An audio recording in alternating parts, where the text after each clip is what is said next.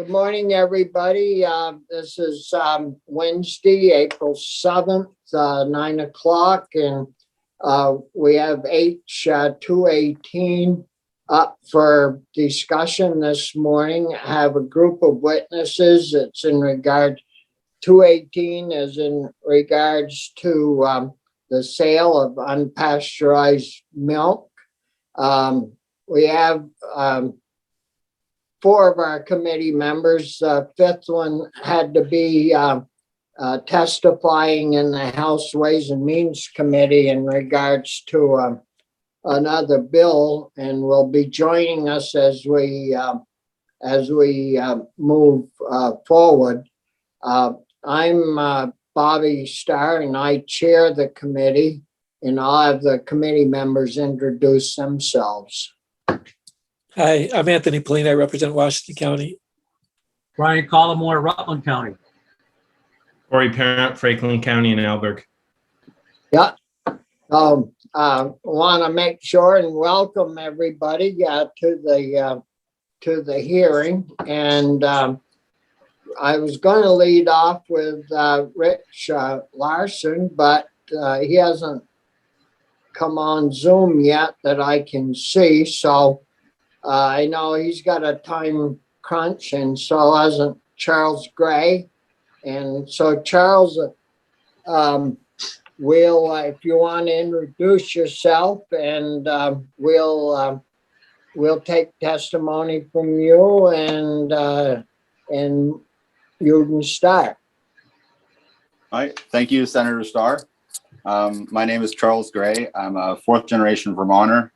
I live and work on a dairy and diversified ag farm in Newbury, Vermont called Four Corners Farm. We've been milking a small dairy herd, about 25 cows since 1994. But before that, it was still about the same size. We're milking 20 to 30 cows, depending on the season. Before that, it was also the same size starting in the 50s. And I believe before that, it was another farm. So on and off, I would say the cows have been on this piece of land in Newbury, Vermont for almost 200 years. We are also one of the last hillside dairies in Newbury, and I'd say only a handful left in Orange County, and probably a couple dozen left in the state. Because the bigger issue here, and why I support this bill, is that the dairy industry has been hit really, really hard over the last 20 years. And it's what we've been told is the promise that the milk price, not per gallon. This is I'm talking about the conventional price per 100 weight of milk is how we get paid. We get paid for every 100 pounds of milk. We get a paycheck per that 100 pounds. And in the last 20 years or 22 years, the price has not varied. I talked to a farmer this winter, and he sold his cows in '98 at $18 per 100 weight. And I checked the price this morning, 22 years later, it's $17.95 for 100 pounds of milk. So there's 8.6 gallons in 100 pounds of milk. So by the time we get done with with trucking and everything else, we get barely anything to survive. So I was really happy that Vermont 7-8 years ago passed the raw milk. Another way for us to just get a little bit of more income to help offset the huge burden that small dairy is to run and operate here in the state of Vermont.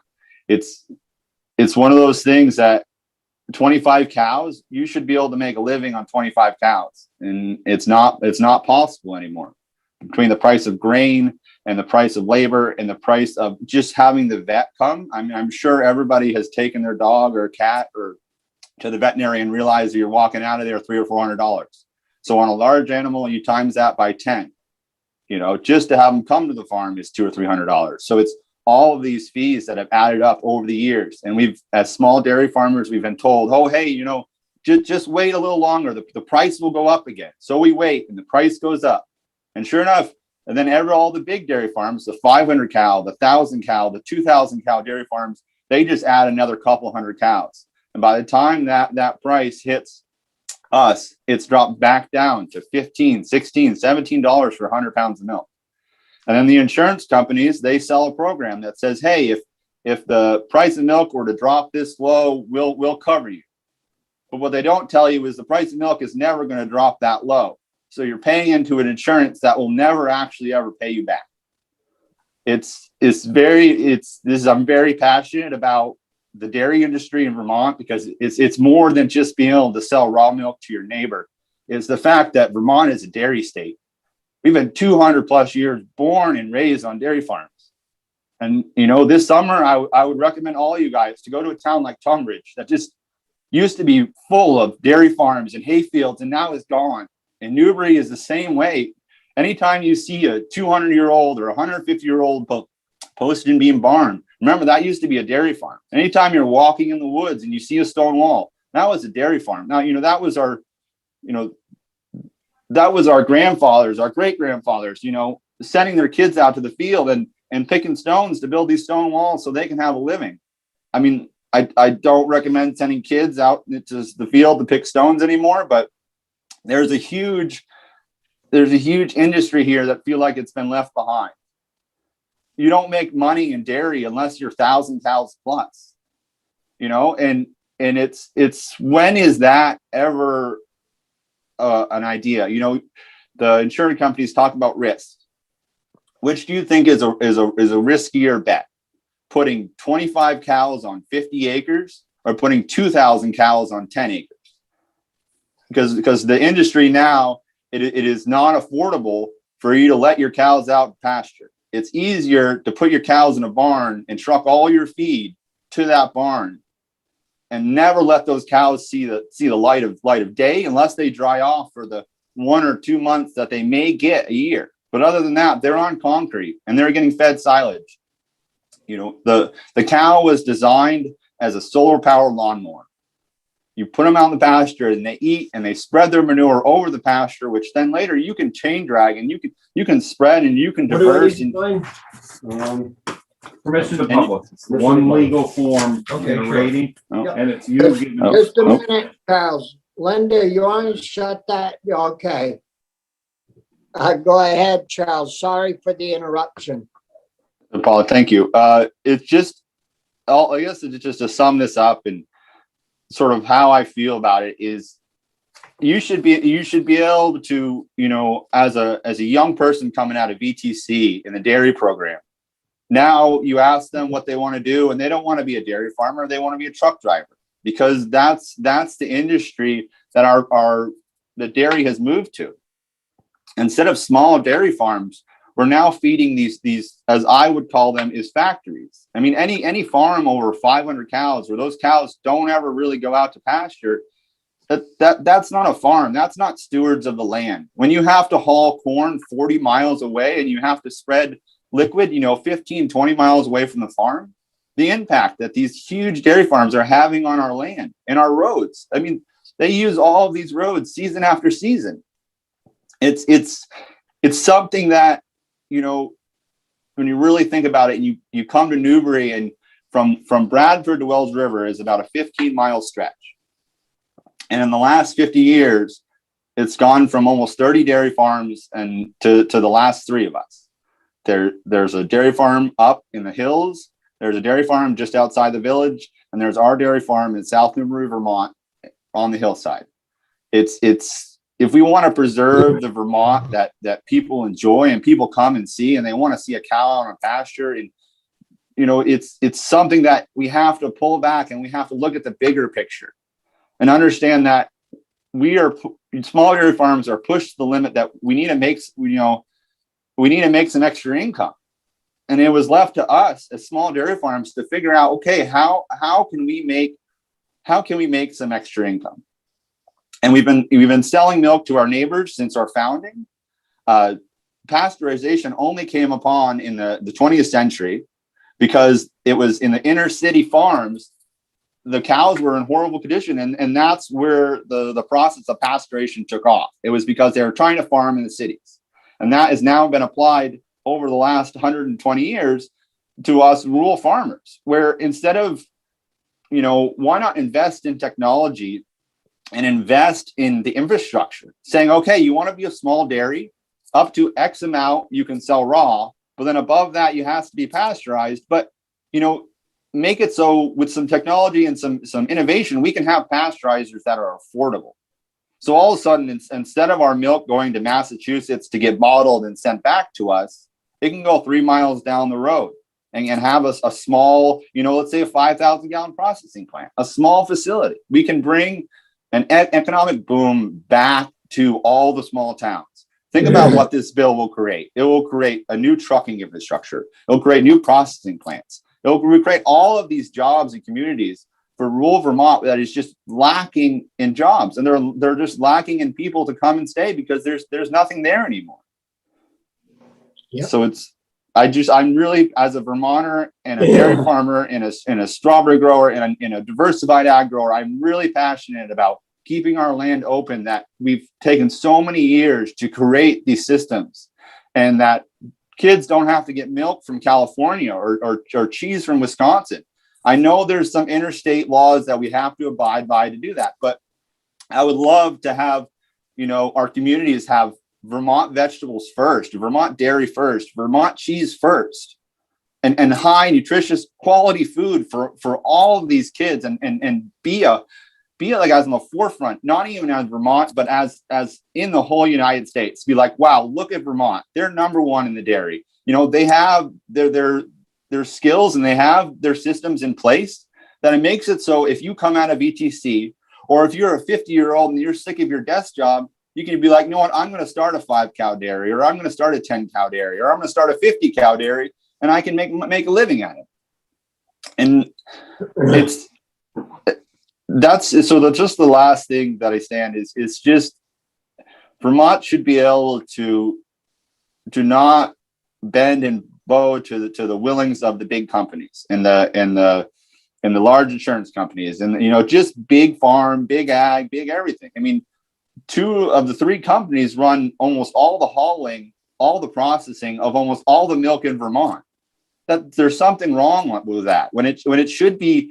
It should, the idea that Booth Brothers was before they got bought up by Hood was a really, really solid investment. And it's sad to see that way is leaving. And if we don't do something within the next 5-10 years, or even the next 5 years, we're going to be a dairy state that was a dairy state, not is a dairy state. And I really appreciate you guys letting me come on and talk. I have tremendous respect for all of you guys. You do a job that I don't think I could do. I really enjoy being out and being on the farm, and I appreciate you taking my time and listening to me today. Yeah, well, thanks a lot for your time, Charles. Really appreciate you being with us this morning. So, do you actually sell raw milk? And see, this would open up. You could sell at farm stands and at your neighbor's TSA, things like that. I believe that's the thinking behind this. So, do you have your own milk now, or how's that work? Yes, we've been selling raw milk since it was allowed, I believe, back in 2013 or 2014. So we're tier 1. We're under the threshold, just because we don't have the sales. So, and how this bill would affect me is, instead of sending the rest of my milk to Booth Brothers or Hood, I can now, there would be either a shipping or a processing plant or another farm that could use this for my extra on the day. Yeah. So work good for you. Questions from other committee members? I just No. really appreciate what you've had to say. Thank Wow. you, Really do. Senator Kalina. Yeah. Corey, all set? Yeah. Yep, good, thanks. So you still got 3 farms left in Newberry then? Yes, I would love for all you guys to come out this summer when things start getting green, and we got it's really nice to come and see Vermont. So Yeah, I know Jenny Nelson's from down that way, and they sold their cows, I think, to some other relative, maybe. yes, Yeah. Yeah, I believe that's Harkdale Farm. That's just on the other side of Newbury. You wouldn't even know they're there. They're a right-hand dirt road, and you go out and you round the corner, and it's this beautiful red barn and house and 200 acres of river bottom land right in front of the house. So it's a really neat little experience. Yeah. Well, thanks, Charles. And our next person to testify is Rich Larson. Morning, Rich. You're muted right now. Okay, can you hear me? Yes. I appreciate the time that you folks are giving us to share our thoughts. Larson Farm and Creamery is a 30-cow organic grass-fed Jersey dairy in Wells in Rutland County. And thank you, Mr. Collimore, for representing us. I've been farming here in Vermont in Rutland County since '75. Was a very large commodity dairy farmer, sold out due to the economics of commodity dairy, had a family cow, and now I have 30 Jerseys again. We are a grade A dairy, and interestingly, as we speak, the federal and state inspectors are combing my facility today, inspecting everything, looking for anything that's unsanitary, and carefully going through all of my records. We do process, I have a creamery, and we make yogurt, pasteurized milk, and Italian gelato that's sold all over Vermont, into New Hampshire, Massachusetts, and New York. But the sale of raw milk is a key part of our economic platform here on Larson Farm. We've been selling raw milk now since the laws came into being. Right now, we average between 35 to 40 half gallons a day. Now, a lot of that is sold on Friday, Saturday, and Sunday as people drive to the farm. I would like to share with you what happened last year due to COVID. You'll all remember when you couldn't buy milk or meat or toilet paper. And who would have ever thought in 21st century America, we would have empty store shelves and the inability to buy food. And that is when our small Vermont food producers really kicked into gear. We pivoted, whatever those terms are. When the farmers market closed, I contacted a lot of the other vendors and purchased their products for resale in our farm store. Our sales tripled overnight. And my customers were extremely grateful. They just praised us because they didn't want to go into the big stores, and we could provide dairy, poultry, meat, maple, honey, bread, vegetables, you name it, at Larson Farm and Creamery store. They were thrilled. It saved them a lot of driving. It was a blessing to our fellow farmers who had lost some of their markets. And for us, it was a great boost in our income. I can't tell you the number of my customers who would stop me on the way and say, Mr. Larson, I just want to thank you for what you're doing. You fed my family for 3 months. And that's what I heard all the time during the spring and certainly most of the summer. So what I'm going to do is give you a really interesting little purview. We are now actually in the creamery, but I'm going to take you into the bottle washing room. And you can see here that this is one of our employees. When we sell our milk, the bottles come back clean, but we rewash them through a commercial washer. Yeah. The bottles are stored, and then just this morning we bottled milk to go up to the store today. Now, I hope you could hear it was pretty loud, but there's a unique opportunity. I don't know when the Senate Ag Committee's been in a milk house lately, but there you are. Well, that's refreshing to get into the milk house. The only thing I can't give you is a sample. It's just hard to do over the internet. But so here, this is why we are so supportive of this new bill. And COVID made it so obvious that we need to have a strong local food system.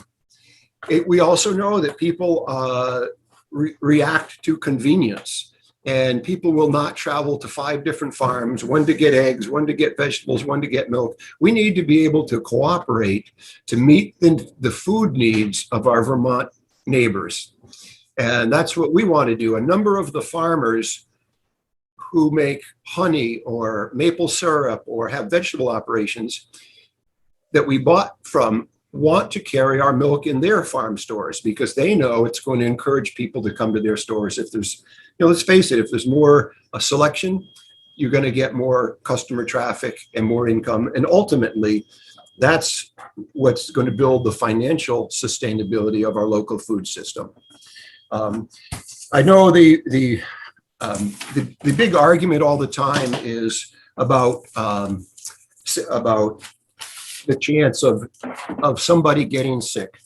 So I want to tell you that our milk is tested twice, every other week. We send it to a federal lab. You can see the numbers there.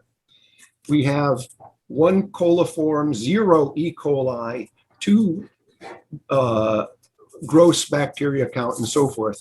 The 2 weeks before was absolutely 0 coliform, 2 total bacteria, and 1 post-pasteurized. So we're squeaky clean, serving a lot of people. We know that raw milk is sold in other states.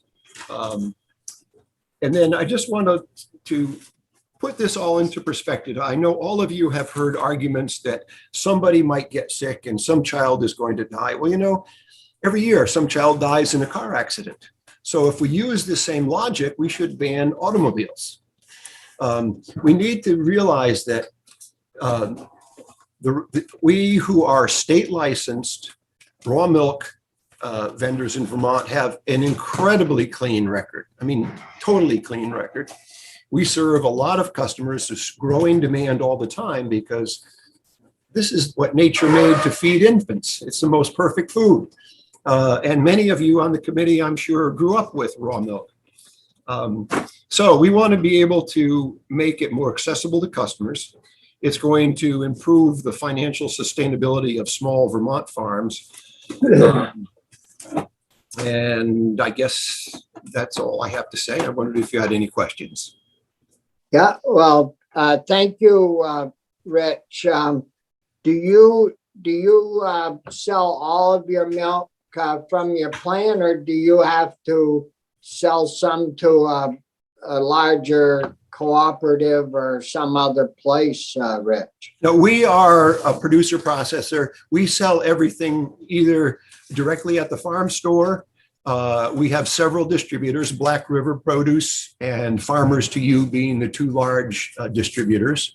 As we speak, I'm working on getting, I have 3 more distributors that I'm courting. And then we self-deliver or self-distribute in Rutland and Bennington County to the stores that are a reasonable distance. But we would like to be able to reach out farther. I know there was the 30-mile limit proposed initially, which would that would put us to Brandon. It would get to Rutland, but not Bennington, not Middlebury. And I know our dairy products have a very strong following already in Middlebury, and I'd like to be able to have an opportunity for some farm up there, a vegetable operation, to also offer our unpasteurized milk for sale. Yeah,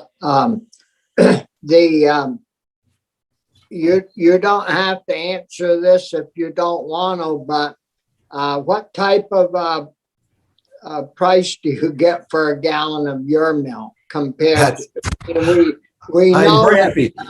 We sell it for $5 a half gallon, plus the customer buys the bottle. In other words, a $2 jar deposit. So they pay $7 for half a gallon.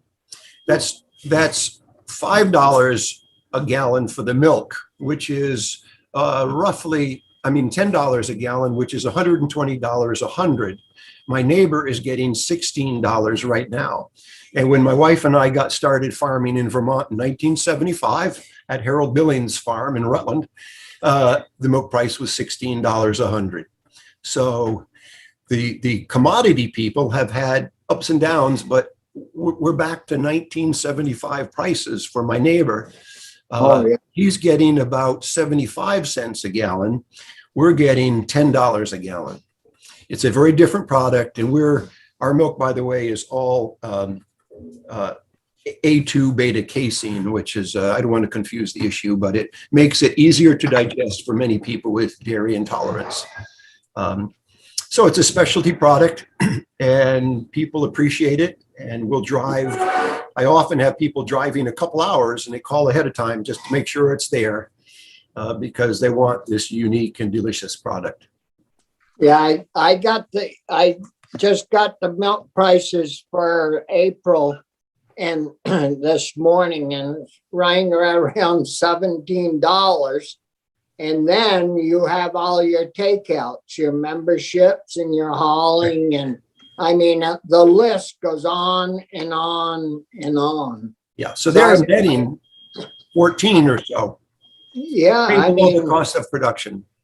yeah, way low. So I hope that and just request that the Senate will move this bill forward and pass it. And as a vote for the local food system and to meet the demands of many of our citizens who want access to this product. And I see Senator Parent. Yeah, I mean, why does it have to be raw milk? I've got producers in Franklin County who are selling milk to their neighbors. They're pasteurizing it on their farm. We've had them in this committee, and I've got a number part of the Dairy Stop program. I'm all for localizing that sale, but I think you brought up COVID. I think after COVID, we should be listening to the CDC and science more. And I still struggle with the potential of having raw milk out there. So why not be pushing us to invest in local dairy farmers being able to pasteurize on their farm so they can sell a product that might not have the concerns raw milk does, but still gets to the ends you're trying to get to? Well, we can have both. I think this is not an either or question. I just want to remind you too that pasteurization is no absolute guarantee. There have been plenty of cases too where wholesale pasteurized milk has been indicated in foodborne illness events. So just remember that it's not 100%. But anyways, if we follow the logic of that all milk must be pasteurized because someone might get sick. Well, we know every year people get sick from eating strawberries or spinach. So maybe we should require that all strawberries and spinach be boiled before they're sold. You get my drift. I think we've got to have some common sense, and we have to realize that there is risk in everything. There's risk in getting out of bed in the morning. But our evidence and the history of our raw milk market in Vermont is impeccable. We're doing a great job, and we would like to be able to reach and supply the needs of more of our fellow Vermonters. Other questions for Rich? A side note, Rich, do you ever know Perry Waite? I sure do. Yeah, that bum, he ran away on us, he's in Florida. Okay. Yeah, he's a neighbor of mine. Okay. Yeah, Thank you. Him and I used to room together up in Montpelier when he was up there. Yeah, he's a good neighbor. Good guy. Yeah, had quite a visit with him over the weekend on the phone, of course, but good guy. Well, thanks a lot, Rich, for your time this morning, and keep an eye out for 218. Okay, thank you very much. Yeah, Thanks, you're Rich. welcome. we got Dr. Andrea Adder on. Yes. Good morning, doctor. Morning. Thank you for having me. It's an honor. Raw milk is definitely something I am familiar with. Growing up in Wisconsin, which is also a very heavy dairy state, lots of small farms and people drinking raw milk. I actually grew up drinking raw milk myself, which has led to some interesting reminiscing as I now know what could have been in it. And I can think back to specific incidents where raw milk that was temperature abused led to everyone in my family who drank it becoming violently ill with what was probably staph. I'm not against raw milk per se, as like, I don't think we should ban it. I don't think that's terribly effective. But I also do take issue with Mr. Larson's statements about it, because we don't actually have an impeccable record in Vermont on raw milk and foodborne illness. The Campylobacter page on the Vermont Department of Health states that we have had outbreaks associated with raw milk. And Campylobacter isn't one of those things you'd be able to find through normal microbiological testing because it doesn't grow under normal conditions. It requires a very specific mix of a tiny bit of oxygen, but not too much oxygen. And so really the best way to test for it is using something like PCR. And unfortunately, Vermont does have a rate of campylobacteriosis that is about half again as high as the national rate.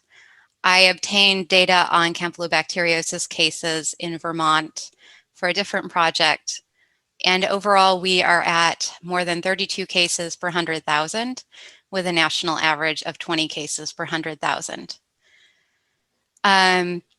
Campylobacteriosis comes from raw milk. It can come from petting live animals. About 5 cases out of every 100,000 each year are associated with live poultry, which is another one of my interests. But we still have a lot that are unaccounted for. And I think that we have to be aware that raw milk could be a big part of that, because most of the outbreaks nationwide in the most recent published data were associated with campylobacteriosis, about 60% of them. And this is really not something that we're tracking or that we pick up through total bacterial counts or coliform counts or E. coli counts. And Mr. Larson is correct that you can have post-pasteurization contamination, but the risk of that is substantially lower than in raw milk. Raw milk is coming from a cow. Cows can harbor E. coli, pathogenic E. coli, such as O157H7. They can harbor salmonella. They can harbor Campylobacter. They can harbor listeria. And no matter how careful you are in cleaning the udder and cleaning your equipment, there is always going to be a risk. I do agree with Mr. Larson that there is risk to everything. However, that doesn't mean we should automatically choose a higher risk product. I know there's a lot of people who think raw milk is some sort of panacea for all ills. We don't have data to support that. It's an area that merits further research. And I am sympathetic to the fact that this is an area that can really help our Vermont farmers. It's really, really sad to see so many small farms going under. And I wouldn't want that to continue, but I also don't think that we should be naive about the risks. In a perfect world, we would know what the risks were. We'd be able to communicate those risks, take reasonable measures to mitigate them, and let people choose the risks they want to take on. And one of the things I think Vermont does beautifully is that sign that says, warning, this may contain bacteria that can cause illness, especially in the elderly, the immunocompromised, and kids and pregnant women. I think that is a beautiful example of giving people the information and letting them decide if it's worth it to them. But I also think we need more information. so that we're not simply throwing slogans around that, oh, our milk is safe, or our milk isn't safe. And so I definitely think that that's something we should be working on as a state. Like, what is the risk? Are we finding a lot of Campylobacter in milk? Do we find this once in every 6 months?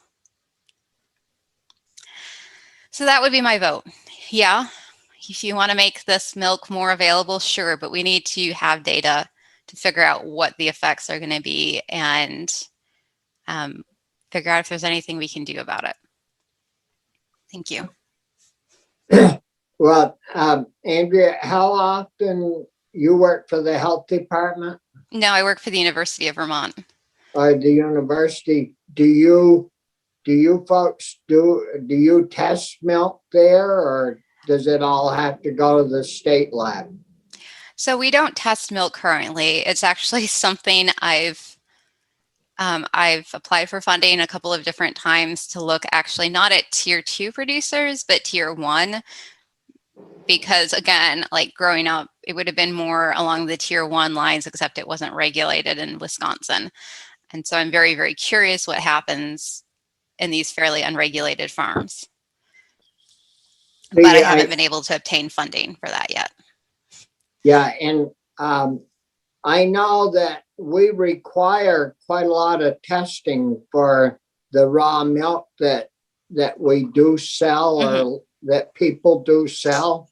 And, some of these folks are having to drive for miles to get them to the state lab. And, but I have not heard, and I don't think the committee has heard, that we have a serious problem with the results of these tests, to my knowledge. And so it's too bad we couldn't have some type of a test that we could do more locally or on each farm, so it would be quicker and wouldn't have to burden the producer to drive these tests for a long distance to have it done. But no, I agree, but I would comment that the tests that are run are not going to necessarily pick up pathogens. Especially, as I mentioned, Campylobacter isn't going to be picked up by any of these. And while it's generally a fairly mild disease, it is responsible for reactive arthritis and Guillain-Barré. So it can have long-term implications. I know personally of someone who contracted campylobacteriosis and still isn't able to drive years later because they're dizzy all the time. yeah. There question, Brian, Senator Colmore. Thank you, Mr. Chair. So, Doctor, I'm kind of curious. The current landscape allows raw milk to be sold at farmers markets and on the farm. Could you speak to what you see as the increase in risk if we allow this to include CSAs and farm stands? I'm trying to balance where we are now, and if this bill were to pass, are we really opening up risks, or is it sort of minimal? Well, it does make raw milk a bit more accessible, which is good for the farmers. But the more you're sort of spreading that web of distribution out, the harder it can be to track things back.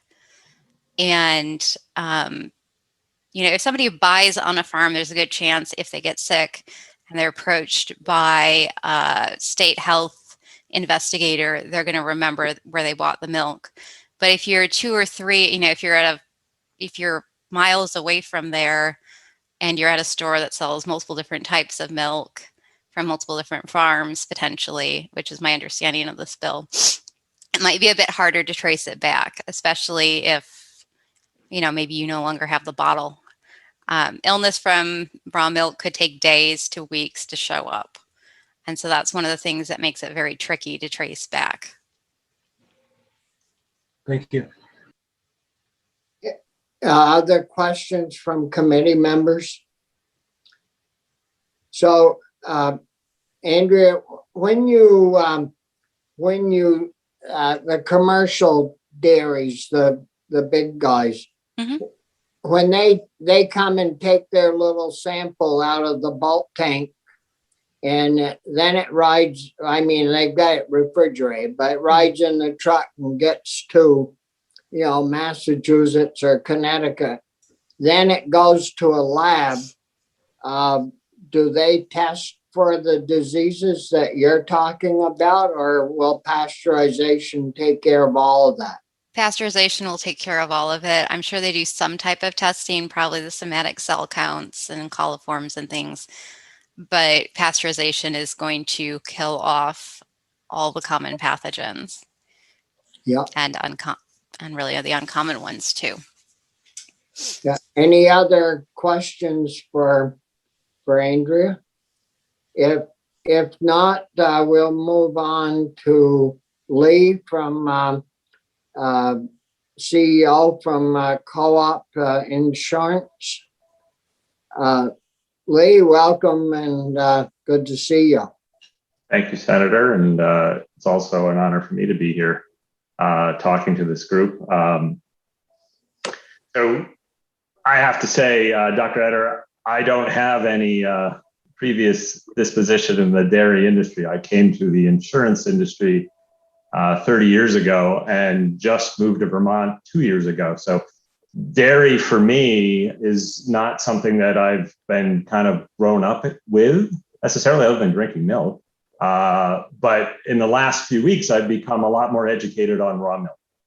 So I'm one of those individuals who could have come into this state and honestly bought raw milk without knowing it and might have had a problem, which I think when I think through what our insurance companies' major worries are, it's around lack of control and then folks who just aren't unaware of the exposure. And anytime somebody's unaware, completely unaware of an exposure, that negligence factor that can be a prominent issue for a producer or somebody who owns a home or drives a car, that brings insurance liability more to the forefront. Mr. Larson had pointed out a connection between the known or understood issues of getting in a car and potentially dying. And the reality is that we can rate for that. We come up with insurance rates on auto insurance to figure out how many people die a year. Now, we only write in 2 states, Vermont and New Hampshire, so we can't do that with our own data. We have to access industry data and then supplement our own data. We can't come up with data on raw milk related sicknesses, deaths that we could develop a rate on. So the reality is, in 2016, we excluded that coverage from all farm policies we write in Vermont and New Hampshire.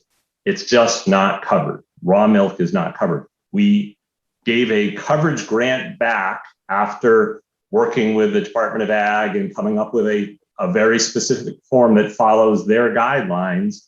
For 29 farms have been approved by us. I know there's only 51 farms, according to the Department of Ag, that have been approved at all or registered, I guess is what I'll say, not approved, but registered to sell raw milk. And 29 of those are insured of ours. We don't want to stymie the income streams of farmers. Certainly it's a core constituent. We're the largest farm insurer in the state of Vermont. And we want to help farmers. The fact that we exclude this coverage and frankly are unwilling to provide the coverage to anyone who isn't following guidelines that the Department of Ag, as well as ourselves, as well as the greater dairy industry, have at large, we would have a problem there. We just can't accept that risk. And keep in mind, we have business partners, insurance companies like Co-op and the other domestics. We don't insure 100% of any loss. We have partners, reinsurers, they call them, who take a portion of a risk. And they have to underwrite us to make sure we're doing what we should be doing to avoid elements that can't be rated for properly. And right now, this is one of those things that our reinsurers are aware we do 29 farms and we had to lay out the guidelines. If if there was something else going on in the Vermont space about a greater sales and distribution, and a question came up about selling product off-site, which is we only allow product to be sold on-site on the insured's premises where they produced it. We likely would get pushback from the reinsurers that, you know what, that little coverage grant that you were offered or you're willing to offer, you may need to remove it completely now. We don't want an expanded liability by having more raw milk being produced and sold through people who aren't within some degree of control of the insurance company, that we don't know what's going on. I'm happy to take any questions. Go ahead. Thank you, Lee. So you do insure 29 farms that follow the guidelines that are set forth at Vermont Department of Ag or Agency of Ag, right? That's correct. We actually send loss control inspectors out to each farm that we insure on a scheduled basis, generally every 5 years. I don't know if we frankly investigate those farms that we are allowing raw milk sales to happen more often. I don't think we do. It's probably the same schedule, but we expect that they're following the guidelines, and the guidelines match what we have in our manual. And if that's, those match up, we're good. What about, do you require the farms or farmers that you insure, do you require them to send in, say, their bacteria counts when they get a new policy or renew their policy? No, we don't. We have claims associated with milk. Mostly it's bulk milk that ends up in a tank, and there's some issue that our farmers contributed that entire tank of milk now has to be, frankly, turned to cheese at half or considerably less value than what the milk was. That's the only time we really have a liability, it seems. The pasteurization of milk, has, I think the doctor mentioned, we've determined that it's about 150 times more likely for someone to get ill from raw milk than a pasteurized milk. So certainly a very significant difference there. And you said you insure the bulk of the farms in Vermont, or a lot of them. Yeah. Well, you don't have to answer this, but if you don't choose to, but do you pay out a lot of claims for bad milk on the other bulk of the farms than you do on the 29 that ship raw milk? No, we don't. No, we don't. The claims that we have, and I did kind of go through our records to try and get a sense of milk claims. And what I alluded to is essentially the only claims we pay is when that milk, some sort of contaminant is in the milk when it gets introduced into a bulk milk situation, and then that entire lot has to be destroyed or turned into cheese. That's the only claims we get. We don't have any liability data associated with pasteurized milk, mostly because I think it goes through a third party who's doing the pasteurization, and they ultimately would probably be responsible if they didn't do their job correctly. Our farmer who produced the milk, is vicariously liability. They're not directly connected to the pasteurization process. I still haven't gotten an answer. Do you pay out more money to conventional type farmers that have bad milk in their bulk tank than you do to the raw milk producers that you insure? No, we pay out very little claims in that particular area, mostly because we insure only pasteurized milk producing farms, and a very small percentage that we do. So going back to the numbers, we insure 3,700 farms in the state of Vermont. That's why I think I can easily say we're the largest farm writer in the state. 470 of them are classified by us as dairy farms, and 29 of those 470 are registered and approved by us to sell raw milk on site. But no claims associated, with the milk other than, the milk losses that I just described. That's it. That's the only things I could come up with when I looked through our loss histories. Yeah. Are there other questions for Lee in regards to his testimony from the committee members? No? Well, thank you very much, Lee, for being with us, and appreciate your time. Great. Well, thank you. Yeah. Corey, is the co-owner of Bread and Butter Farm? Corey, there's Corey. Yeah. Good morning, Corey, and welcome. Hi there. Yes, I'm the owner of Bread and Butter Farm. We are located in Shelburne and South Burlington, Vermont. We raise organic vegetables, beef, and pigs. And we do a whole host of other things on our farm, including have a couple separate businesses that operate, that we do an on-farm cafe, and we do some educational programs. We have a very robust farm stand and CSA program. We do about 90% of our sales directly from our farm. We do a little tiny bit of wholesaling of our mostly vegetables to a few stores around us. That's about it. And so we have a very committed and loyal customer base we've been here for about 11 years. And we've expanded the products that we offer beyond what we produce over the years, and including eggs and some meats that we don't produce ourselves, all sold frozen, and a few, some other products like maple and honey and things like that. We have a very strong interest from our customer base to be able to access and have the choice to purchase raw milk. We're currently providing pasteurized milk for sale in our store. We sell Stratford organic milk, and there's a very loyal following to that product. But we also have a huge interest from our customers if we would be able to bring in milk from another farm to do raw milk. And if this were to go through, we have a farm down in Charlotte that is ready and excited to provide that milk for us in our farm stand. And we would work with just one producer.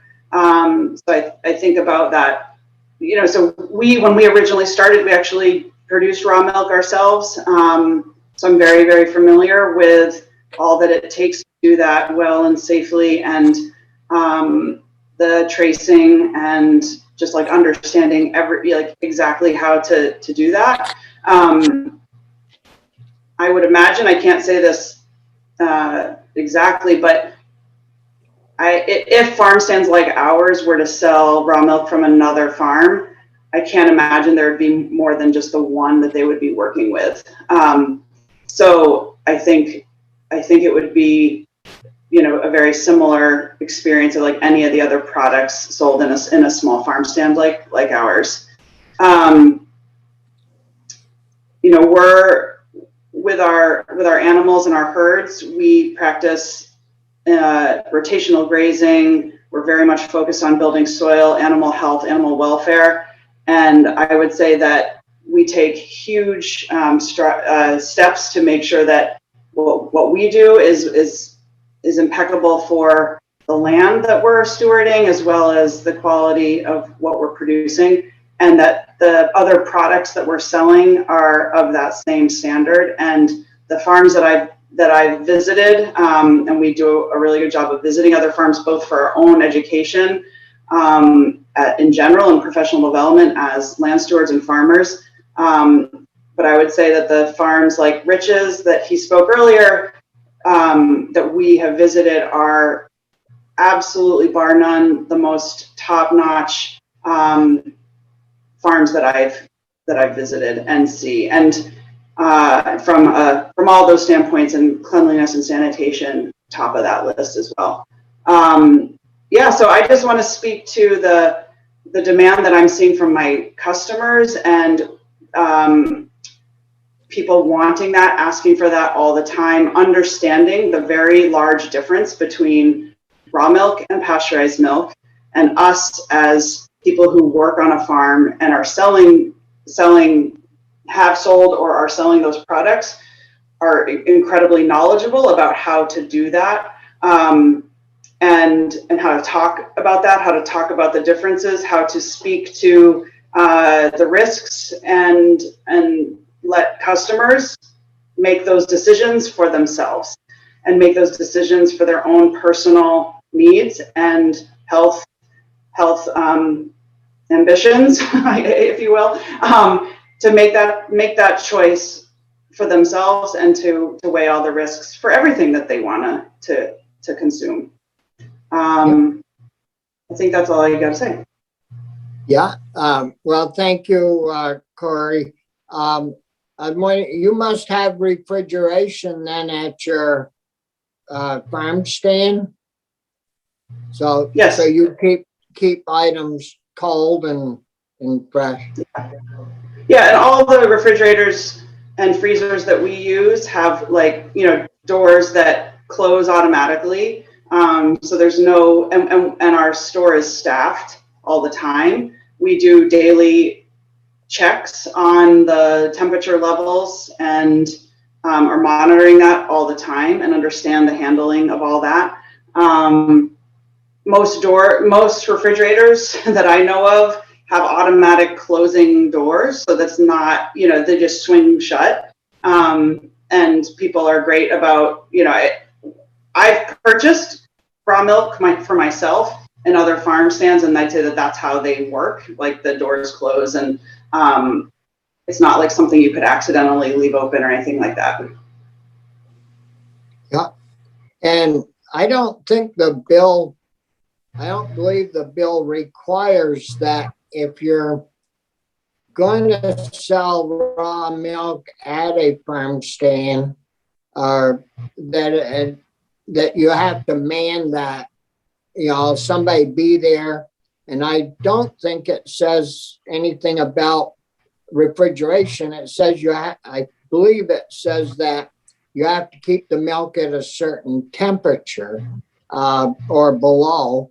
And I'm wondering if refrigeration should be mentioned in there, and whether or not the farm stand should have a person there working, to answer questions of the customers. There's many different types of farm stands that I think we need to talk about to figure out, what's allowed and what isn't allowed. But it sounds like you have like a little store almost where you sell all these products out of. Yes. Questions from other committee members? No, everybody's good. Well, thank you, Corey, for your time this morning. Appreciate your testimony, and keep up the good work. And we'll move on to, is it Ashlyn from the owner of Rehop Farm? Good Is morning. it Ashley? Yeah. This is Ashlyn from Rebop Farm. Yeah. Yeah. Thank you for having me, Senators. I appreciate it. So I farm in Brattleboro. I am a first generation farmer.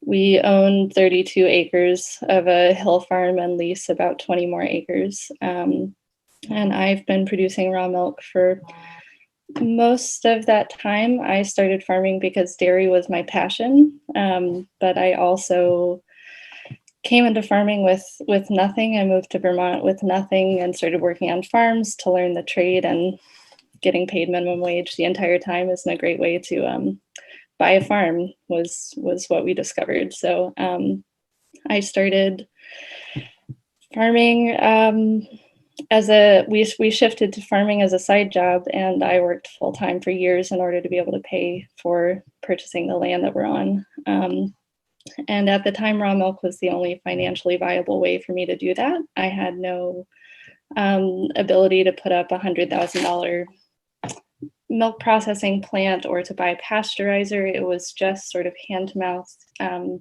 1 year at a time, building and building and building until we got to where we are now.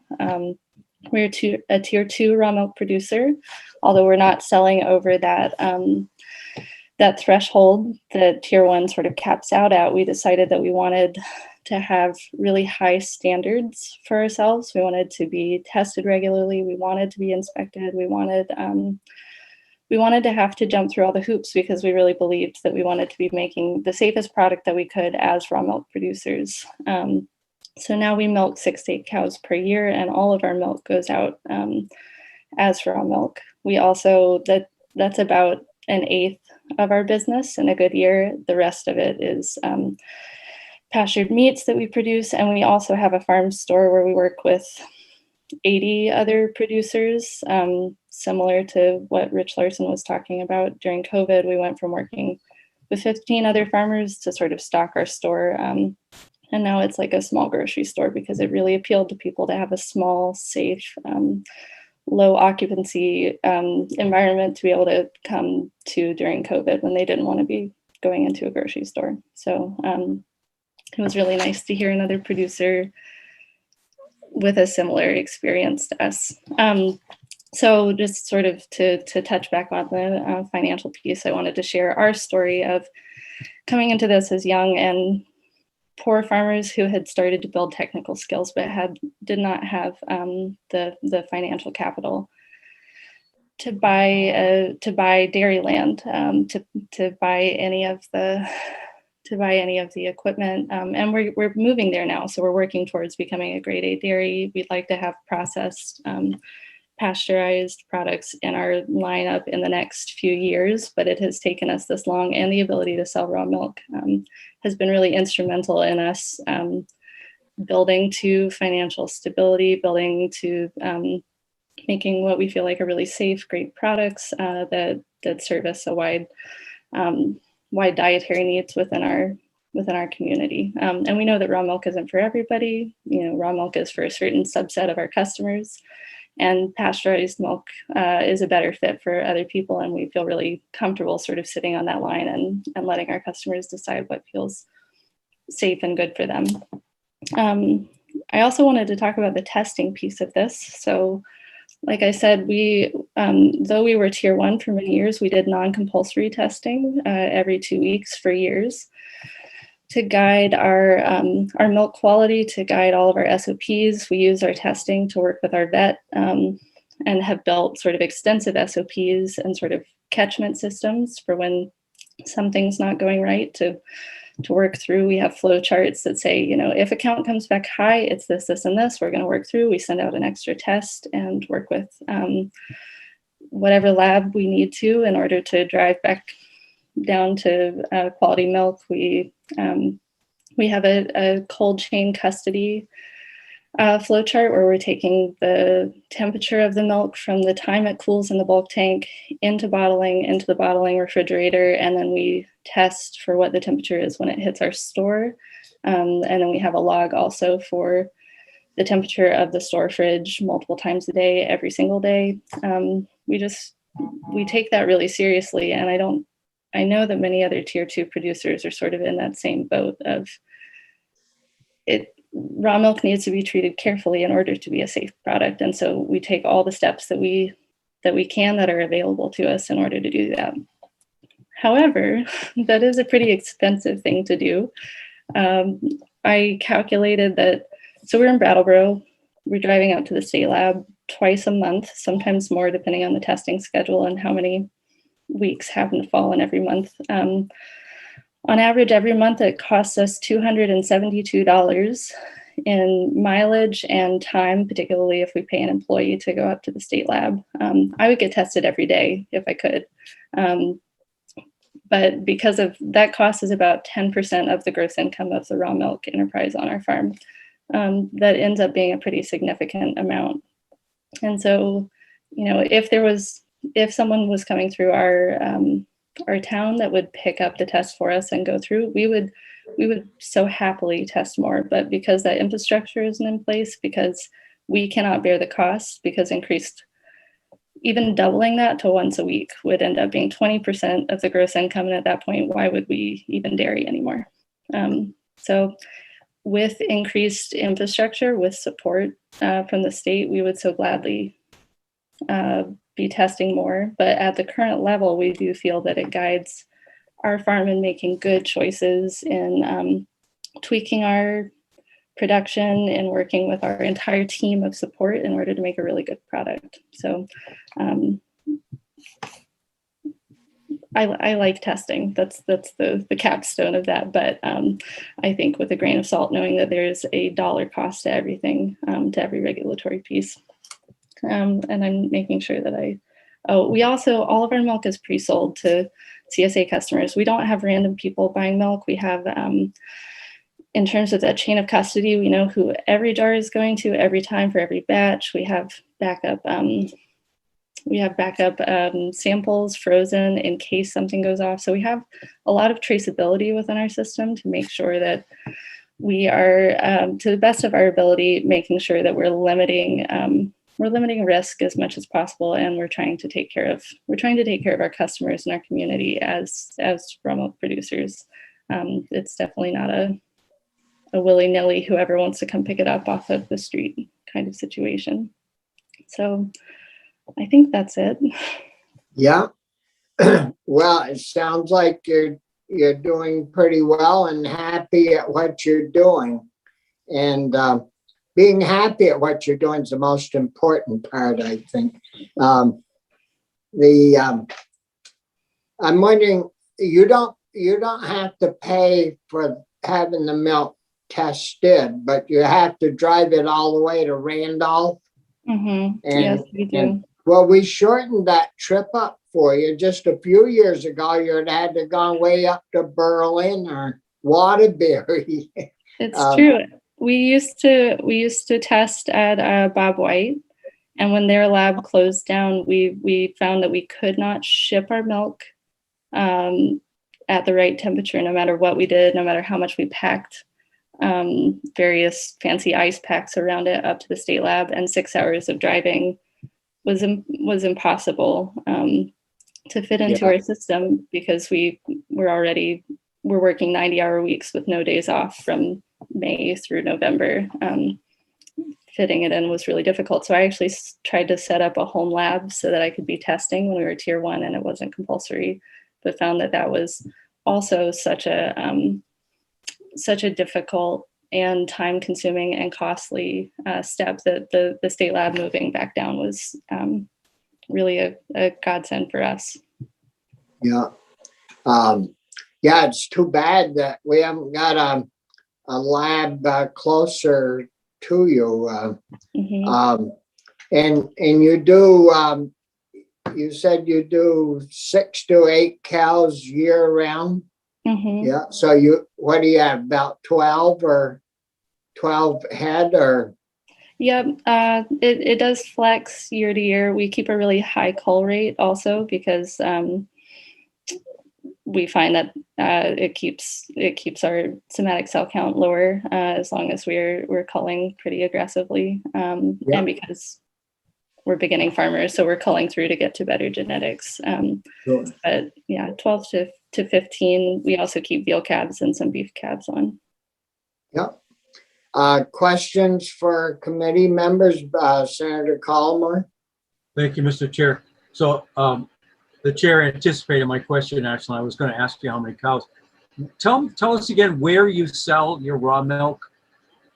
We sell all directly off farm. So off of our farm, from our farm store. So no farmers market?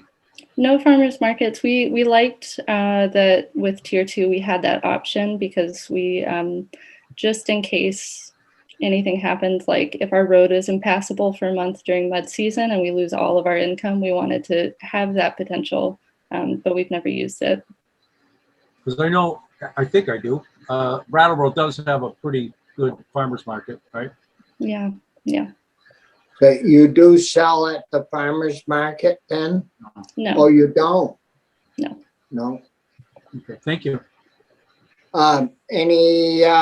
Any other questions for Ashlyn? No, no. Well, thank you very much. I wouldn't want to keep you from your work all morning, cause you to work later tonight. But we still have a few more minutes if anyone wants to, that's new, that has something to say. We've got, another 3, 4, 5 minutes. Is there any comments from any other people on the call? That Molly? Thank you, Senator. Yes, good morning. Good morning, and thank you for bringing these voices in today. It's very wonderful to hear. And I just wanted to bring some clarification to one piece earlier about the contact records that Dr. Etter brought up. And under this law, it would be required for farm stand and CSA owners to collect contact information of anyone that's buying raw milk. And that information is then transferred back to the farm that produced the milk within 1 week's time. So actually, the Agency of Agriculture would be very quickly and easily able to access anyone that potentially bought milk that could have been problematic. And I also just want to highlight a recent peer-reviewed study of CDC records that I would be happy to share with the committee, where it was shown that the rate of outbreaks linked to raw milk decreased by 74% from 2005 to 2016, while the legal distribution and consumption increased significantly. And to give you a sense of how significantly, in 2000, it was legal in 27 states, and by 2017, that number was up to 43. And there's no guarantee for perfect safety in any food, but I think we need to be really real about the actual risk versus the perceived risk of this product. And there was a great article that just got published in the most recent edition of Gray's magazine. And according to Dr. Heckman, who is a soil scientist at Rutgers University, he says that according to CDC data, leafy greens adjusted for a population of consumers are several orders of magnitude riskier than raw milk. And there are also a number of peer-reviewed studies that show that milk consumption is linked to lower risks of respiratory infections in children, reduced fever, and has a positive impact on asthma and the gut microbiome. Thank you. Yeah, thank you. Andrea? Yeah, I mean, I'm seeing the study you're talking about. I would argue there are better ways to reduce children's risk of asthma and things because children under the age of 6 are at the highest risk for developing severe illness from any foodborne pathogen. If you look at outbreaks from any food, the people who get severely ill are children primarily under the age of 6 because of lowered immunity. Their immune systems are weak. They're not fully developed. And then people over the age of 65. So it would be personally, I don't think children under the age of 6 should be drinking raw milk, but I certainly wouldn't advocate for it to build immunity. Playing in the dirt is a much better way to do that. I wouldn't have got any milk at all if my family wouldn't have given me some milk from the barn growing up. I was probably 12 or 14 before my parents started buying milk at the store. And but anyways, anything else from committee members? If not, we've got the tax and Anthony.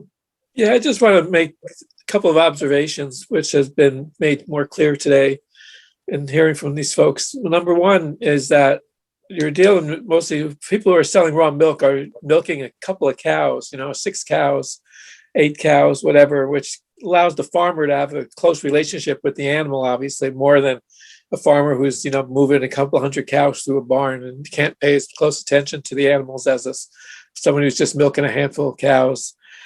The other thing is that I forget her name, but the woman who talked with us about having the store on her farm and said that if they could sell milk from their farm stand, they would probably do business with just one farm. And I think that's important to keep in mind as well, that there's a relationship between that store and that one farm that they would be bringing milk from to their farm stand. And so in terms of tracing and contact and being able to keep track of what's going on, a farm stand doing business with one raw milk farmer, I think is important to keep in mind. And then the last thing, which was really clear, was that the amount of profit that could be made selling raw milk as opposed to commercial milk, which we're all well aware of on this committee. The idea of getting $100 a hundredweight for selling for your raw milk is certainly an enticing thing to consider, considering, as we talked about, and we well know that price of milk is about $16 today. That's what it was back in the 1970s. So while commercial farmers are losing money hand over fist, raw milk producers are actually making a huge profit on what they have to produce and sell. So it's just important to keep those things in mind. Yeah. Well, those milk prices are terrible. The commercial milk prices, that's for sure. Anything else in regards to raw milk? And if not, Linda, thank you, ladies, for being with us, and Molly for jumping in.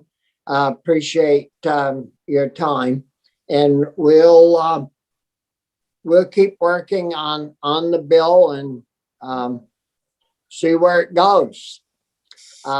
Linda, are you on the call? Yes. Have the other folks showed up yet? Yes, Jill Remick is here. Okay.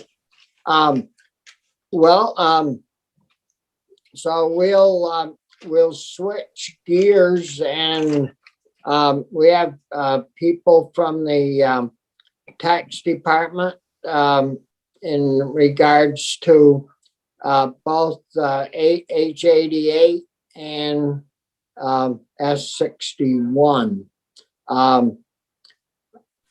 Good morning, Jill. Good morning, Senator. I'll run through, we'll introduce ourselves so you'll know who you're talking to. Have you ever been to our room at the State House 26? Oh, yeah. Well, we're usually a lot closer than we are now. So I'm Bobby Starr, and I chair the committee. Hi, Chris Pearson. Nice to see you. Hi, I'm Anthony Polina, Washington County.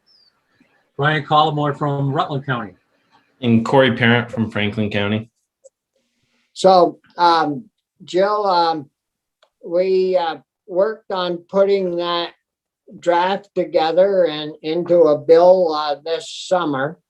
And I guess it'd be important for the committee to understand why that was needed, and the changes are needed, and clarification that it will do and help everybody along the way. So if you could help us with that, that would be great. Sure thing. So good morning. My name is Jill Remick. I work at the tax department as the director of property valuation and review. So we oversee the administration of the statewide education property tax. We work with municipal officials, the local listers, assessors, and town clerks. And we also carry out the current use program. And I believe both of the bills I'm talking with you about this morning are related to the current use piece. So I can start with H88, if that's helpful. Yeah.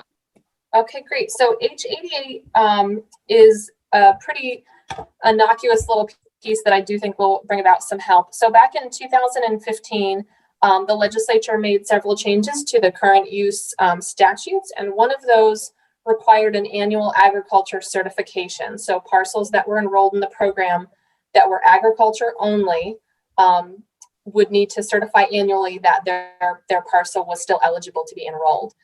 In part, this was in response to the fact that forestry parcels do have to do a forest management plan that's administered by the Forest Parks and Recreation Department. And there really wasn't sort of a counter to that for ag. And we did want to have some way to sort of ensure that there was some sort of a check happening. So over the course of the last year or so, we've talked to various lawmakers, various landowners and farmers on how to best approach this. And I think our original proposal when we first started talking about what became H88 was we thought, well, what if we moved the ag cert, the rolling certification to more of a rolling, every 3 years or 2 counties a year or something? Because what's happened is the first few years that the agriculture certification was in effect, I do think we definitely had several parcels that were sort of caught up in that net. We're no longer eligible, and the landowners and were disenrolled from the program. What it's become the last few years is really, if every year that we've been doing this, a few hundred fail to file the certification. We send another letter that says, hey, you need to fill this out. And we actually pre-fill it and mail it to all the eligible parcels. It's about 7,000 parcels annually that have to do the certification. So long story short, every year we'd have to start the process of withdrawing from the program a few hundred parcels. And what that means is that we start the process of discontinuing the parcel from the program. The local assessing officials have to actually assess the parcel, the piece of the parcel as a standalone parcel. And then we're administering the land use change tax. So the land use change tax is essentially the tax that is required to be paid if property is developed. So every year, a few hundred farm properties that were definitely still eligible but had failed to do this annual certification were initiated into this withdrawal program. Those that had the wherewithal or were interested could appeal, and then they'd have to appeal. And eventually, in the vast majority of cases, we were able to determine that they were eligible, and we put them back in. So it creates this this cycle of stress and anxiety and cost for parcels that are otherwise still eligible. It's a lot of work for the lister, it's a lot of work for the landowner, and it's it's work from our team. And as you folks might have heard me or others say, the current use program is incredibly complicated and administratively pretty burdensome, and we've just got a small team. And so we were trying to find some way that we could avoid at least putting folks who were otherwise definitely still eligible, were still farming the land, from going through that appeal process, only to have us put them back in the program anyway. So we talked about, like I said, maybe going on some sort of a rolling cycle. And I think what we basically heard from some of the committees and some of the farm folks is basically that actually might make it more complicated. We've sort of gotten the habit of now that we're doing it annually. Folks are used to that sort of annual cycle. It's due every fall. And that, that maybe what we should really be trying to get at is when we are able to determine that a parcel definitely still does belong in the program, and we can confirm that somehow, that we wouldn't necessarily kick them out. So that's what this little change in H88 is designed to address. If I remember right, I don't know, Jill, have you worked in current use or been around the tax department for some time, or have you worked in the tax department for 5 years, and I've been so a couple years, enough to know what I don't know. Well, we never used to have this problem, and then some folks got to thinking that there was tremendous abuse within the program, that people weren't really qualified to receive current use, and they straightened it out. It wasn't in the ag room, it was in a different room in the legislature. That to straighten it out, we'll just have them fill out this little form on an annual basis. And what those people didn't realize, they'd never spent any time on the farm. And the mail comes in, gets thrown on the counter, and out the door they go, and well, we'll check that tonight. And tonight comes, and then it gets picked up and put behind the toaster or the bread box, and well, we'll do it tomorrow, and pretty soon it never gets done, and it's caused you folks a lot of grief. And if the big reason people don't qualify usually is because they've sold the property to a new owner, and the new owner doesn't conform to all the things. And I should think there would be an easier way to verify, you know, if somebody sells the property, you folks have to be notified because there's a tax, I believe, right? So That's why? right. Yep. At the tax department, we see every property transfer that happens, and that's actually how we catch a lot more helpful information about current use enrollment. Yes, sir. Yeah. So why couldn't we do something that would hook it to that, rather than have this mess that you folks have to go through, the agony that the property owner has to go through, you know, going through an appeal process. How many people actually get bounced out through the way we're doing it legitimately because they've done something to the property so they aren't qualifying? Do you know that? That's a good question. We do have statistics on who actually has withdrawn and developed property that I can probably pull up. But right, so the vast majority of folks who are asked to fill out the certification do it. Like I said, we mail it, it's pre-filled out, they just got to sign it and send it back. I think last year there were about 190 that ended up having to appeal, and the vast majority came back in.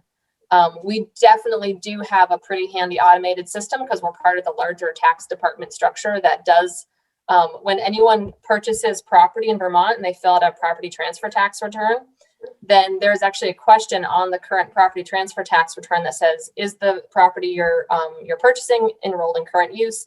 And then the next question is, do you want to continue? And so by them answering those two questions, it actually prompts our VTax system to send them a letter and the application information to verify, do you know that it's in current use? And if it is and you want to continue, you can do that. So I do think you're right. I think we have a way to get at that land transfer in real time that we might not have had back in 2015 when this was passed.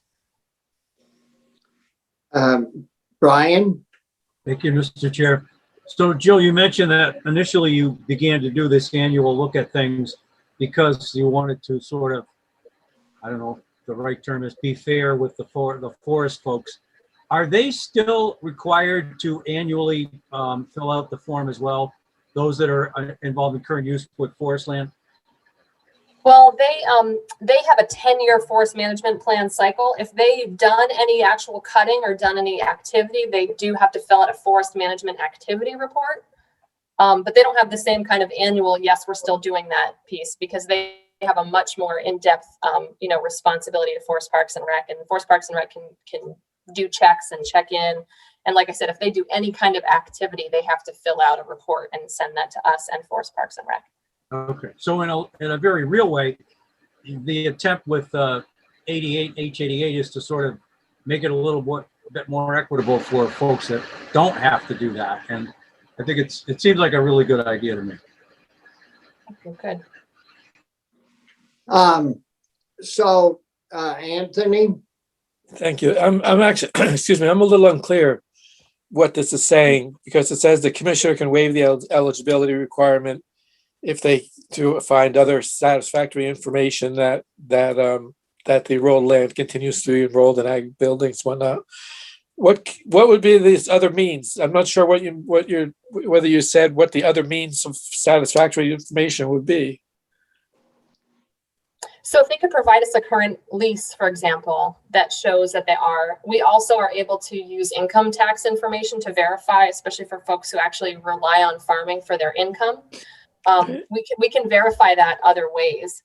And I think that's what we're trying to get at here is certainly there are folks who do need to consider whether their land is still eligible, and they should let us know, or maybe their local lister will notice, or or maybe they'll have a land sale and it will flag that the new owners aren't enrolling it. So we have ways to get at that, but this is really for the folks that are genuinely either using it for farming or are leasing it to a qualified farmer. And we can verify that through, like I said, income tax returns. But the farmer would still have to get you that information. Yes. I mean, so they're not totally off the hook in terms of. No, right. But this, it's something they should be able to pretty easily verify. And often this comes along once we've already gone through this, several months of appeals. They can come to the appeal hearing and show us what they need. We'd love to be able to save them and the local listers the time. Certainly there will be some folks who still will need to be discontinued from the program and will get withdrawn. But the idea is to get at folks who very legitimately, their land is still eligible and they failed to fill out the paperwork, which is, like I said, we had 190 folks last year out of the 7,000 something who didn't file it. So it's a small number of folks, but for that, for those people, there's some pretty major hardships that this can bring. Well, will this eliminate you having to mail all that stuff out? No, I think we're still going to have to do that. But what it will mean is for the folks that don't get back to us, and we'll send another reminder letter and they don't get back to us, that if they send us a copy of their lease, or they give us a call and can somehow articulate that the land is still eligible, then we won't start to kick them out. Whereas before we really didn't have any option. So really, this would really, it's helping them short circuit the appeal process more than anything else. Well, I hope not. I mean, for folks who are legitimate, yes, I hope so. But I don't think. Right. No, that's what I mean. Yeah. Instead of filling out if they fail to fill out the initial form, they get put in this withdrawal process. This would allow them to cut short that process by calling you up and saying, or emailing you something that shows that they're still involved in agriculture. Right. So you sent out 7,000 something. Well, say you sent out 7,000, you got 6,810 back. Well, of the 6,810, how many of them told you, we don't qualify any longer, so please remove us from current use? Usually that is communicated to us by they're not sending it back. But what it does catch is there is a part of that form they can tell us if they have made any changes or added to it or withdrawn any. So we do get a handful of important information back from that. But yeah, no, it's not really the means folks are supposed to let us know. But it's what I'm getting at is the whole process is a waste of time and costs a lot of money, and it doesn't save us, and it doesn't save the taxpayers of Vermont anything.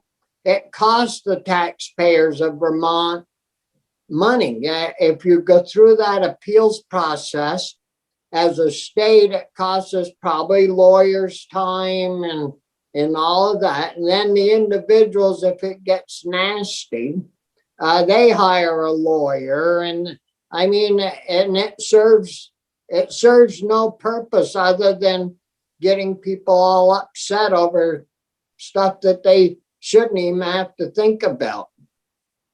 But anyways, other questions for Jill? Yeah, I think to your point, if I may, we would love to have more staff time to dig into those very few but important instances where there is a problem. And this is an example, it takes a lot of time, and I'm not sure that it's providing a lot of value. But we would love to be able to spend a little more time on that handful every year, that there's some questions that we have, or there's some leases that are expired that we're not getting information on, or maybe there's some income tax stuff that's a little squirrely. We did get changed this past session that if you're not in good standing with the tax department, you need to be working towards getting back into good standing. So we're able to address some of that stuff, but yeah, anything we can do to really target what we're what I think this was designed to do back in 2015 was to somehow address some kind of concern about folks who are not eligible in the program. And I think what we're trying to articulate not very well here is that that's not really what we're seeing. There's a handful every year where I have questions and we don't have the time to dig into that. And it's important to remember too, a lot of ag land that's enrolled in current use is leased to qualified farmers, but the owner might be someone from, all over the place who may not really have anything to do with the actual land. But, so a farmer through no fault of their own, if the person they're leasing their land from hasn't filled out the form, they've got to get sort of pulled into this back and forth as well.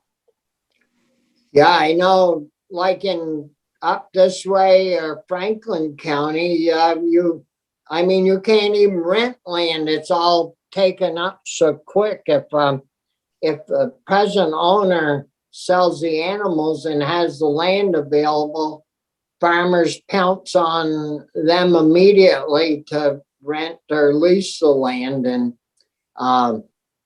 so it isn't like it's all getting chopped up and sold. And if it is, then you have land transfer papers that come through. So, Brian? Thanks, Bobby.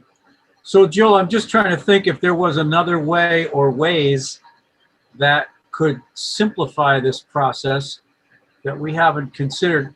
For instance, and tell me why this wouldn't work. As a general practice, if the tax department looked at returns, annual income tax returns, and found out that the land in question was still eligible to be considered for the program, then you wouldn't need to even contact them.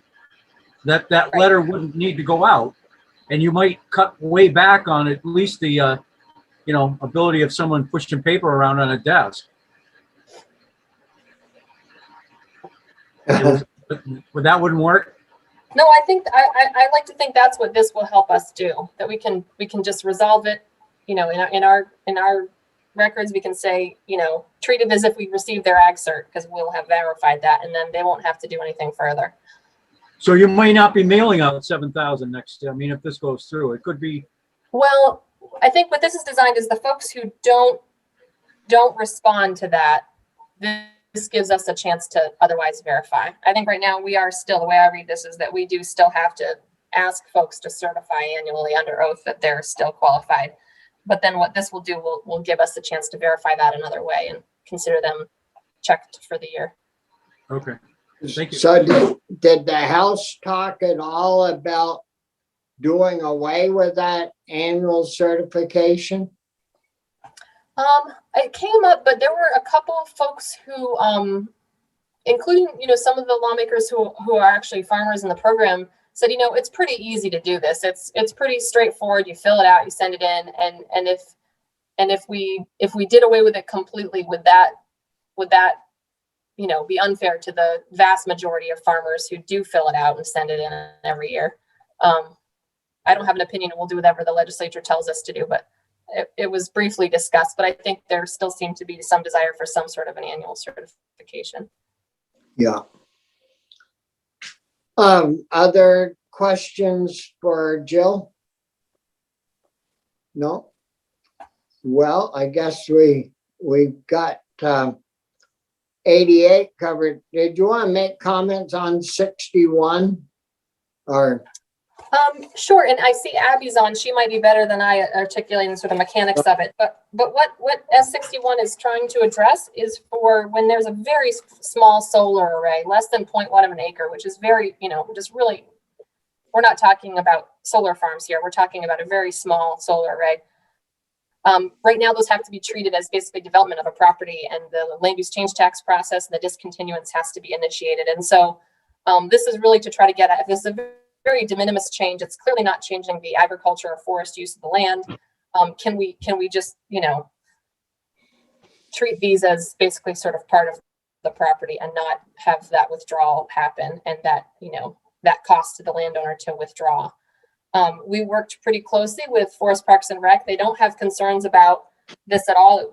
Under 0.1 of an acre, like I said, is really de minimis and would not have an impact on the ecological or forest or agriculture use of the land. So we sort of tried to go back and forth about how to actually get at this. And originally it was drafted as sort of, okay, if it's ag land that such and such, or if it's ecologically sensitive land, such and such. And instead we realized it really made more sense to put this ask in the development piece so that it would not be considered development if someone added a solar array of 0.1 acres or less to their enrolled land.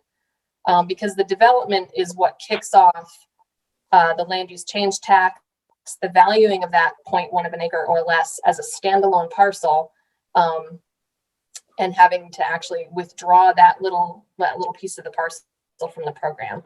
I think it's important to note there's really very few opportunities for this to actually happen, because if somebody has a solar array that's used to actually power a farm building or in some way for the farm business, that's already exempt.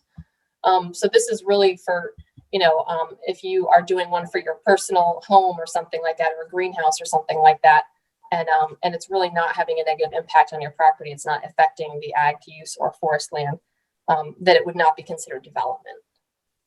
Yeah. And you could still use that land, for pasturing, like small ruminants. Sometimes they have them. I couldn't see where it was going to do any harm and save a lot of headaches for people with their little backyard solar panel display, or that would be 1/10 of an acre. So would that be a little box, be 20 by 20 would be 40. So Yeah. you got 40,000, so it'd be 400 feet, right? Right. I have a little postage stamp here in Montpelier that's 0.3 acres. And so it would be about the size of a 1.5 car garage footprint or less. Yeah. It's Yeah, pretty little. pretty tiny. And we'll, so any questions for Jill, Brian? Actually, Mr. Chair, I think it might be for you, since you're the sponsor of the bill. And a lot of times we don't have the chance to ask the intent. I understand it. It's to set aside enough so that if you're using it for your own personal electricity, and obviously it's not being developed to ship it someplace else. But how did you arrive at the 1/10 of an acre figure? Was that just something that happened? I mean, why not like half an acre or a quarter of an acre? But I think talking with the people at the tax department, that's what these small, you see these panels out in the backyards that move with the sun and track the sun. That's what basically that size property is. These things are setting on, and we did this last summer, and I'm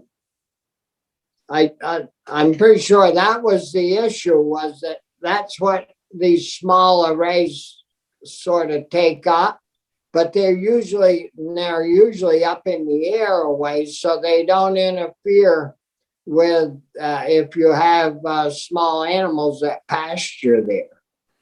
And a lot of them mow under them and everything. But this could also include the permanent stationary ones too, right? Oh, yeah, it isn't limited to just the one. Okay. Anthony? Just to follow up with what Brian was asking, suppose you had 2 of these things in your backyard, or 3 of them. It seems like you could end up covering more. I'm not saying that's a bad thing, but it says 1/10 of an acre, but I might have like 3 of them somewhere on my land. They'd still be exempt, right? Wouldn't be a problem. I could just picture people, skeptics on the floor of the Senate, saying, so you're going to cover like 10 acres with these things, just going to say that they're each 1/10 of an acre. Well, I think that's addressed. It says in aggregate. Oh, right? It does. So, Okay. yes. And I think that's to get at exactly what you're talking about, because certainly a lot of especially when folks lease their land to a solar generating entity, that can add up to a pretty significant income for that solar use. And it's a very different story. Yeah. and the impact would start to be significant. So it has to be an aggregate, actually. Yeah, I just noticed that. Any other questions? I don't know if Abby's with us yet or not. And Jill, you're welcome to stay on while we hear from Abby. Morning, Abby. You worked with the tax department putting this legislation together. And you want to kind of run through the bill? Sure, thank you. So for the record, sorry, Abby Shepherd, Office of Legislative Counsel. There are two documents that Linda has put online for you. They're both the bill as introduced and some proposed language to amend the bill. So I can walk you first through the underlying bill is quite short. It is 4 pages, mainly because there are some subsection headings that need to be changed or lead-ins that are changed. But the two main changes, as you've discussed, in the underlying bill originally allowed land underlying any solar generation facility that is in the aggregate 0.1 of an acre or less, if it was agricultural land, to remain in current use. So that was the initial as proposed bill. It did not apply to forest land.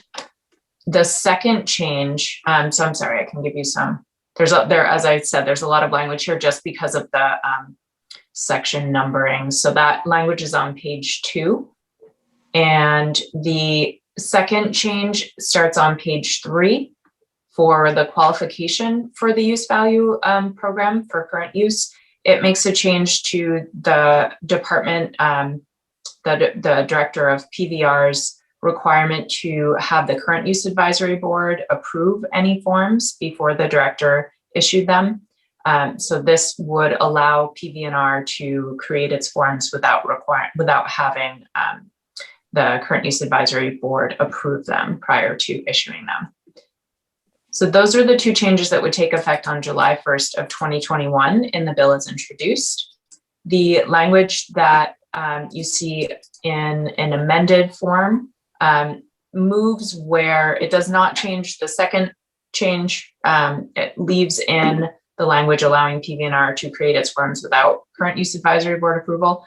The amendment moves the language that allows land to stay in current use when there is a solar facility on it, and it moves it into the definition of development. So rather than triggering the land change use tax, it allows both agricultural land and forest land to remain in current use. It also provides a definition, and I did work with Legislative Counsel Mike O'Grady on making sure this language made sense. It adds in an open land definition because there is not currently one in statute or in the current use advisory board's regulations.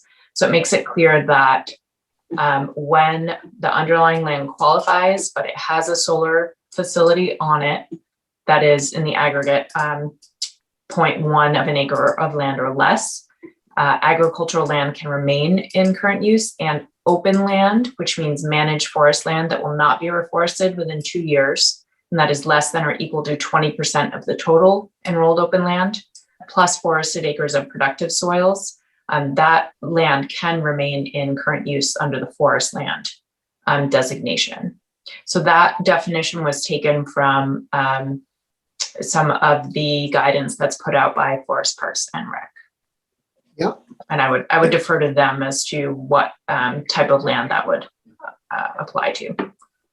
Well, yeah, as you guys, the committee knows that if you go into a forest management plan, you can have some open land. And you could actually live, you could say you had 4 or 5 acres of open land and 30 acres or 40 acres of forest land. You could put the forest land in the forest land management program and include say 2 or 3 of those acres that you had in the back of your house, that, it's just field, but you could put that in the forest management plan as a forest management practice. So, but we can get those folks in if we need to hear from Michael or somebody from Forest and Parks. So there are questions for Abby? Jill, are you still on? And were those changes that you guys wanted to, those were the amendments that Abby was talking about that came from you folks. So you're all happy with those proposed changes? Yes, please. Yep. Well, very good. Are there questions for either Jill or Abby?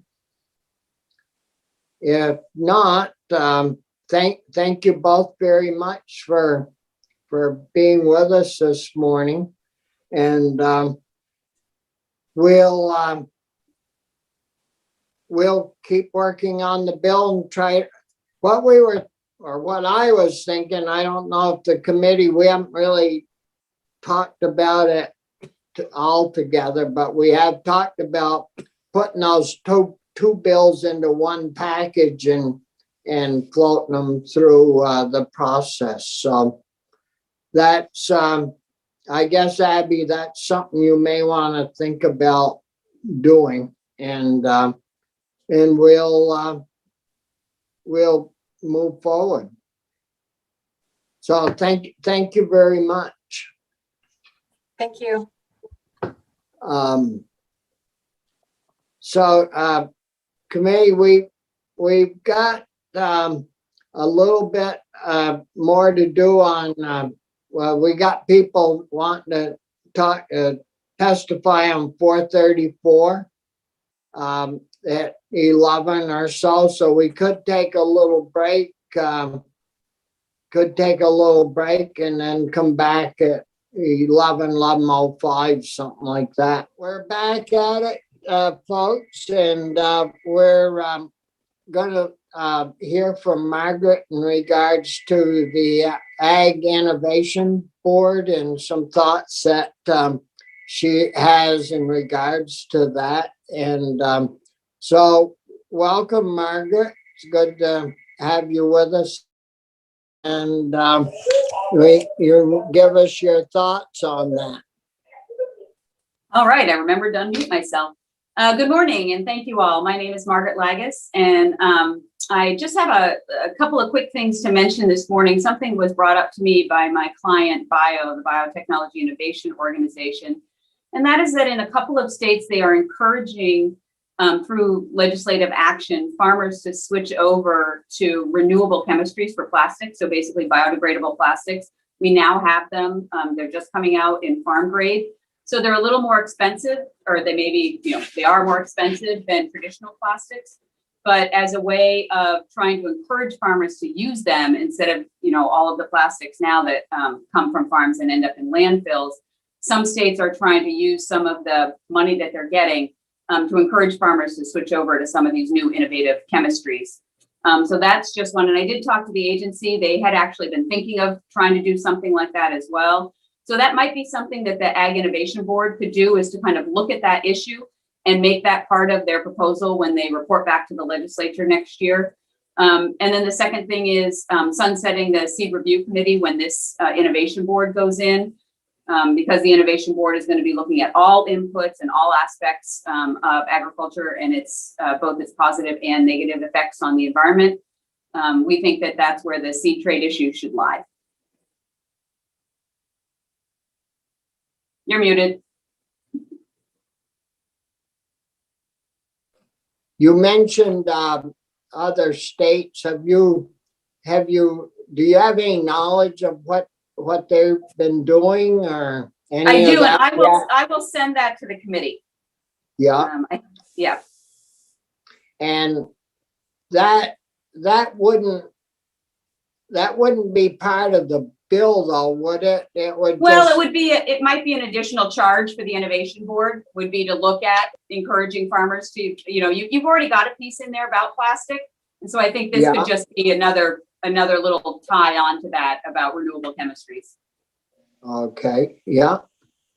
I know we talked about that a little bit the other day when we were taking this bill up, and that is an issue that farmers are grappling with, and we need to do something along those lines of getting that under control without bankrupting anybody. And it cuts across all agriculture. Dairy farmers cover their bunks with plastic, vegetable farmers use it as weed control and, for warming and stuff. So it's every single, and that's why the innovation board is great, because you've got all these different kinds of farmers that are going to be sitting there and can talk about, would these products work? Do they, don't they, that kind of thing. So I think that would be the right place for that conversation to happen. Yeah. The Senator Colmore. Thank you, Mr. Chair. So I'm not a chemist. I don't pretend to be one. I don't think you are either, Margaret, but this is the first I've heard of it. So the hay bales that get wrapped in the white plastic, and as you say, I think it's usually black plastic that's put on the ground to, cover up the sun so that only certain things grow for you. You're actually able now, or they're actually able to have that biodegrade. That's amazing. So years ago, you may remember that they came out with what they called a biodegradable plastic that was made with a form of corn. And the issue is that it needed sunlight and oxygen to biodegrade. And so in a landfill, that obviously doesn't happen. And so they could have biodegraded, but you would have needed kind of a special facility to kind of constantly turn them over. And now some of these new, they're basically made out of feedstock and biomass waste is what this new plastic is made out of. And so it breaks down a lot more easily in the traditional setting. Now you mentioned it's more expensive too. Do you have any idea how much more expensive? I honestly don't know exactly how much more expensive it is, but I'll try to get some pricing and send you guys. I just heard about this the other day, and so I'll try to get you kind of like a little white paper on it and tell you what other states are doing and maybe what kind of money we're talking about between the traditional 3 or 5 mil black plastic that dairy farmers use, or the kind of plastic that vegetable farmers use as well. Okay, thank you. Yeah.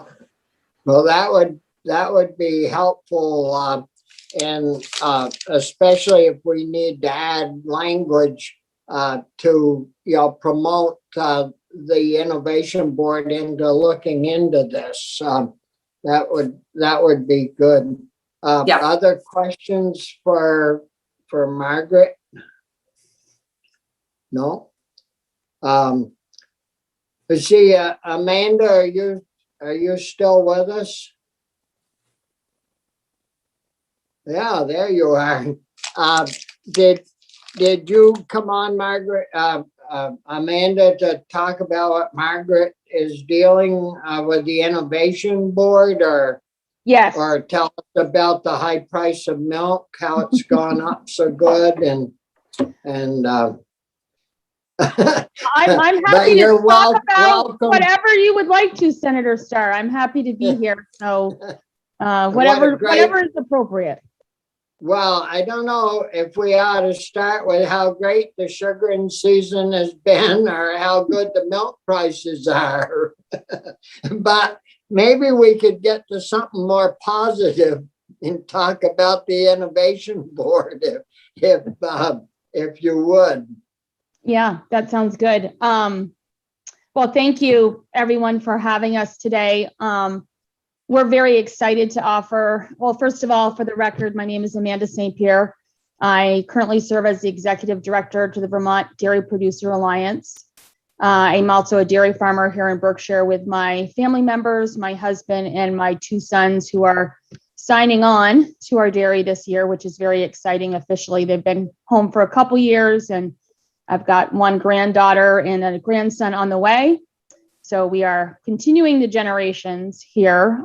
We do maple, and that should be wrapping up this week, whether we like it or not. The frogs are chirping, and the grass is greening up, so it's just time to move on to the next phase of dairy farming here. But today, I was hoping to offer some testimony and enthusiasm for the Ag Innovation Board, and so I wanted to just speak to a few points and then open it up to any questions or discussion as anybody would see fit, if that's okay. So the Vermont Dairy Producers Alliance, we do support the Ag Innovation Board that was envisioned in the House Bill, H434. We liked this bill because it did offer a broader perspective with more technical assistance across the industry, which, as Margaret had stated, could potentially incorporate the Seed Trait Committee, as many other advisory boards could also be put into this Ag Innovation Board.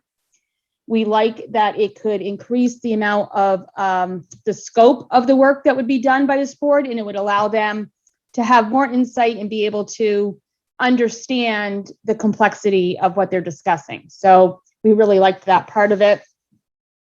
We support policy development in general based on practical and realistic applications and the pros and cons that would be introduced in this committee of pesticide use primarily and the use of alternative methods. We support a board that looks to develop well thought out policy and engages in many industries, not just dairy, that count on the use of new technology, new pesticides, new seeds that have been developed and researched. We feel that the Ag Innovation Board is the best place to do that in. Pesticides have a practical use, which leads to better water quality. We use it many times to help support our water quality practices. And we feel that dairy producers can offer valuable testimony on how and why it is used and the results we have seen.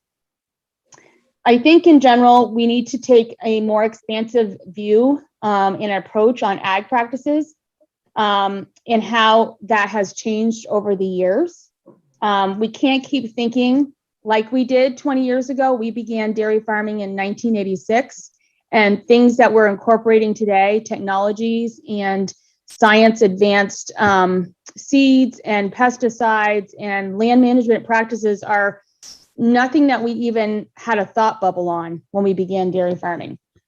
We like this committee or board. We like the innovation board because it would allow the thought process to look ahead in the next 30 years, and we can see where we want to go as a Vermont ag leader. You know, what are we hoping to achieve?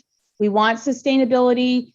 We want diversity. We certainly want to be able to be competitive with the other states. And certainly we want to be a producer of foods for many generations to come. So this innovation board, I feel, would have the best way of handling these types of discussions. And I think it would save the committees such as yours and the House from jumping in and trying to create policy without such deep diving that really becomes necessary. I just think it leads to better legislation in the future. And it has so many more practical aspects to the businesses that actually use these technologies. For instance, in our dairy world, we have increased our efficiencies, which you have heard about a number of times. We've reduced our carbon footprints from the use of these technologies, which the Ag Innovation Board would consider. And we have created rich soils. You've heard Heather Darby from UVM Extension talk about our rich soils. And we've really done a great job on our water quality efforts, as the EPA report has shown. And this is just a small slice of, I think, what the Ag Innovation Board could be looking at and thinking, 30, 40, 50 years ahead. And where is science leading us? So we're excited about that potential, and we would support that board in that way. We like the streamline. We like it to be not so many advisory boards. We like it to be the one board with industry people on the board. We feel that industry people have a valuable voice. It supports our democracy. It allows you folks who have been elected to serve the greater community better because you have real facts, real statistics, and practical applications that are so necessary to produce strong legislation. So in closing, I would just like to thank the committee and for their thought process on this, and we would be open to more discussion on it, but we really support H434 in the way that it was written, and look forward to seeing that happen. Thank you. You're muted, Mr. Chair. Yeah, I have to keep the damn thing muted. The phone rings every 20 seconds, it seems like, and it interrupts the speaker in our proceedings.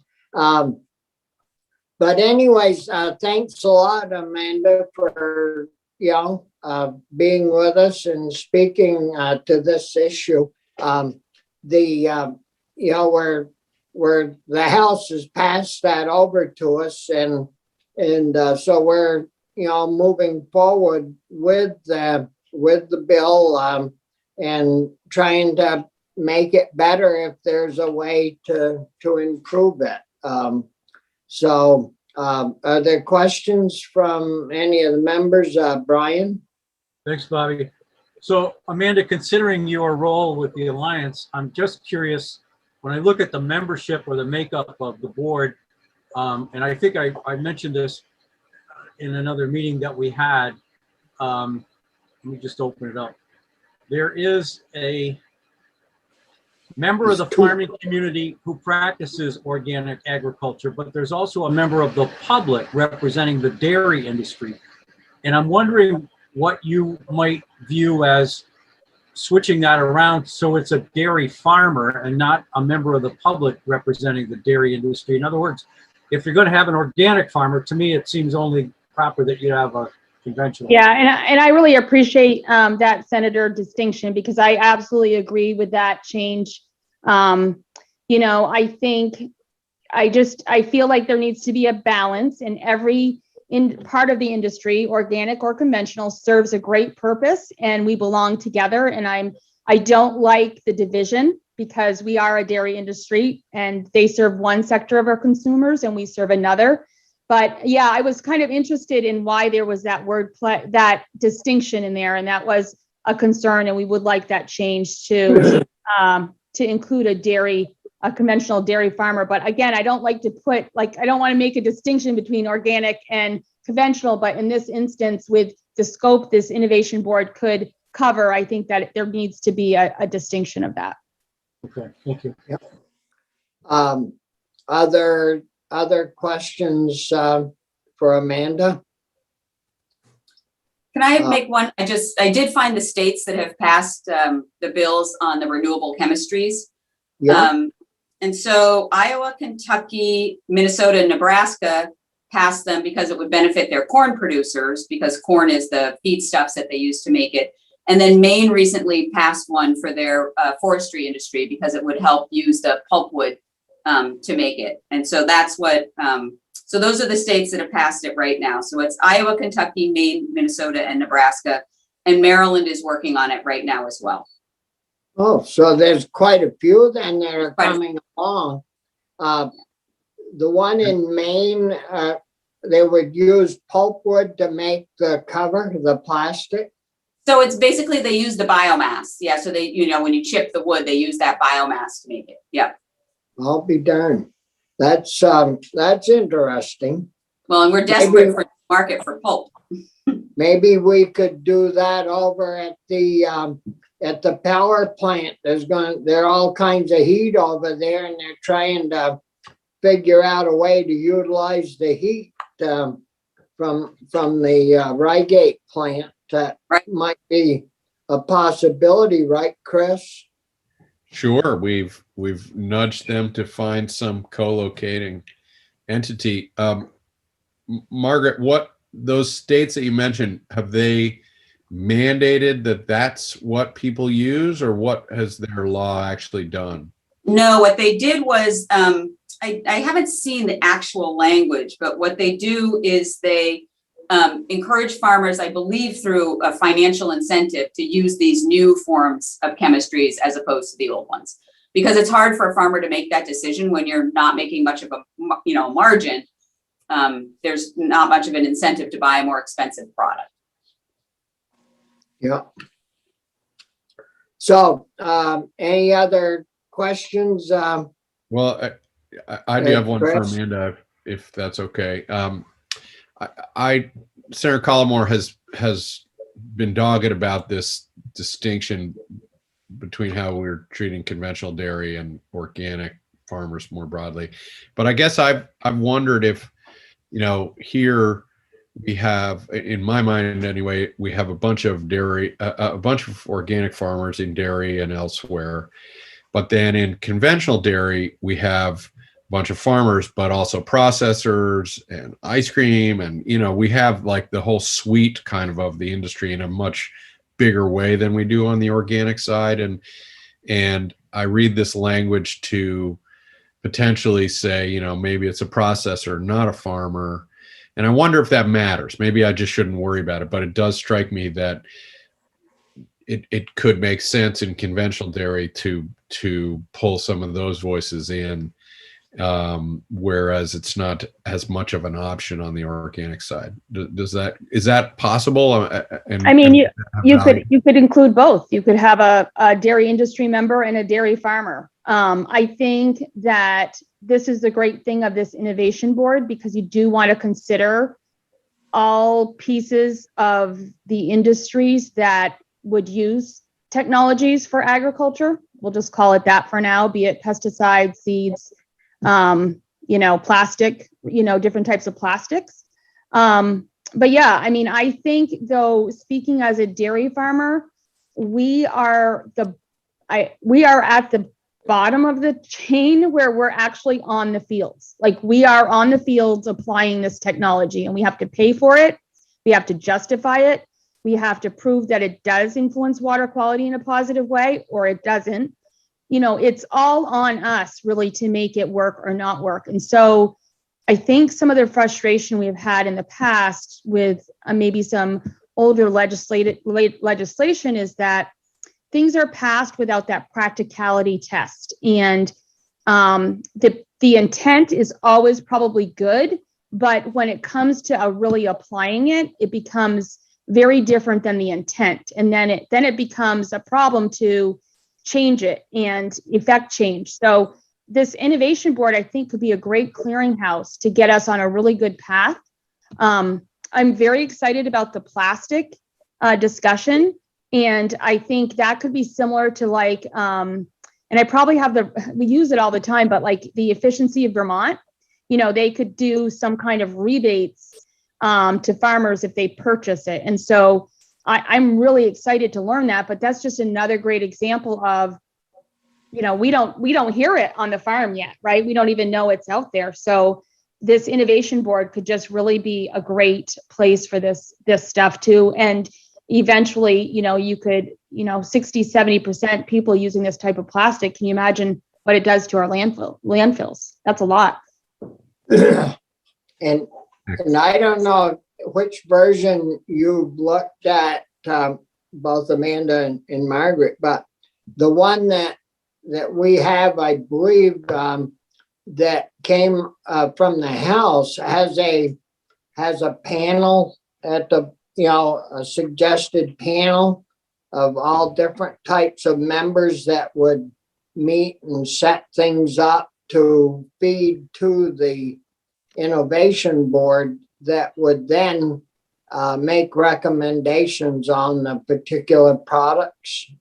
So that's like the scientific advisory boards that then, for those, for things that are much more specific, that then they would report to the innovation board, and then the innovation board makes a decision. Yeah. Yes, whether it's workable or not workable, and do that. So I didn't know if you'd seen that version that came to us from the Ag Agency.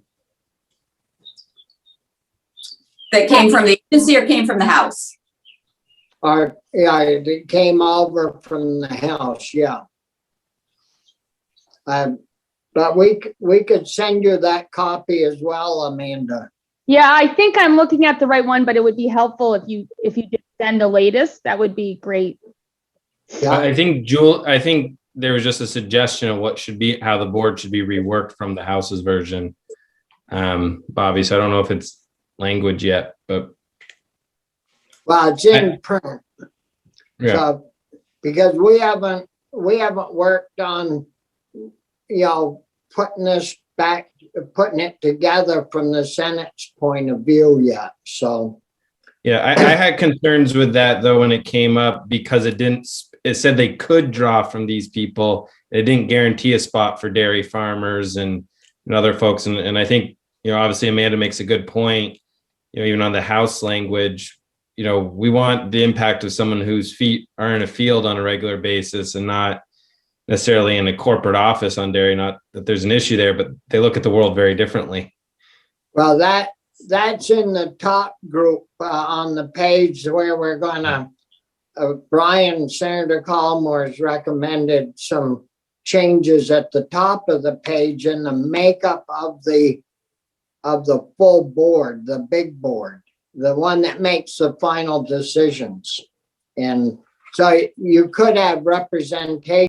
What I'm getting at is you could have representation on the smaller groups that would be the two smaller groups that would work and come up with proposals to present to the innovation board, which Brian has suggested we make sure that there's a dairy farmer on there, but we need to talk about that and weigh that all out.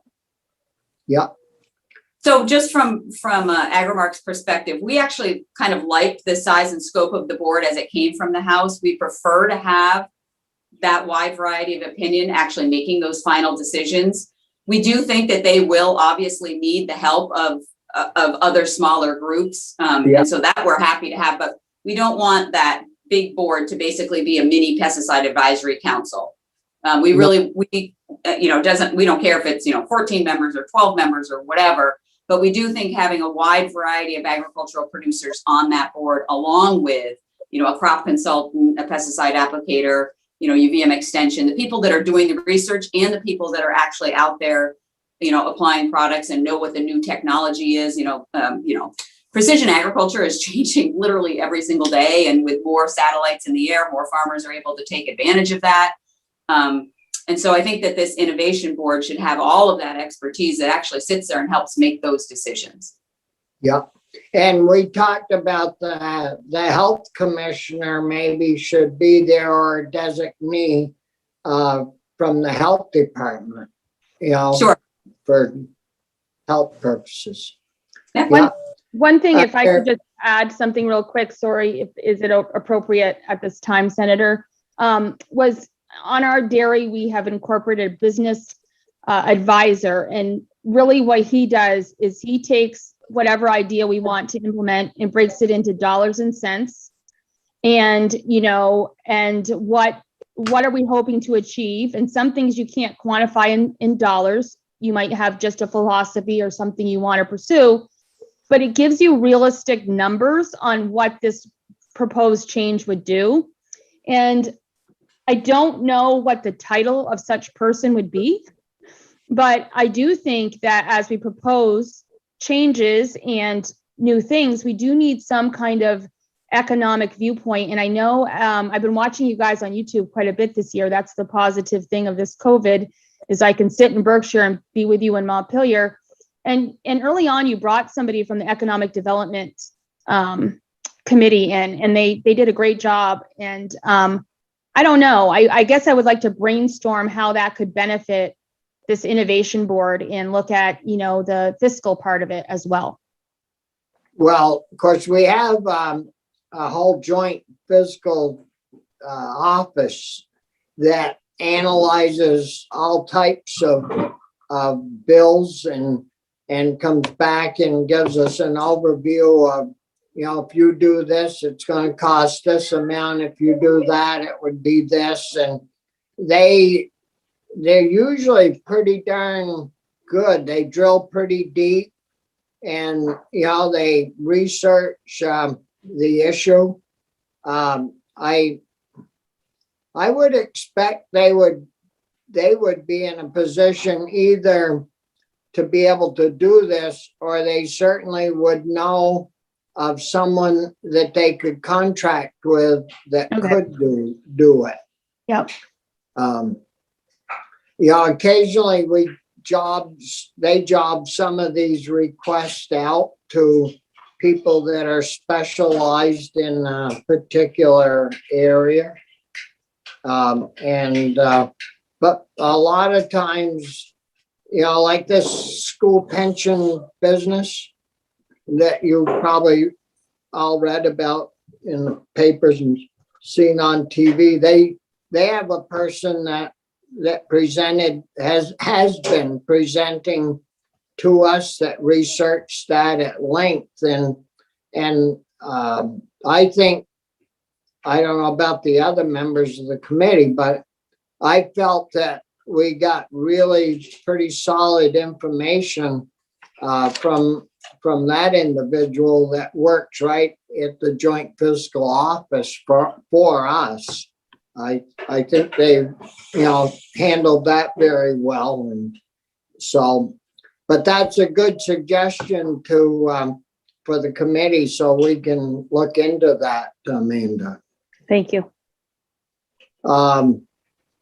Any other questions for Margaret or Amanda, or do you have anything that you would like to talk to us about?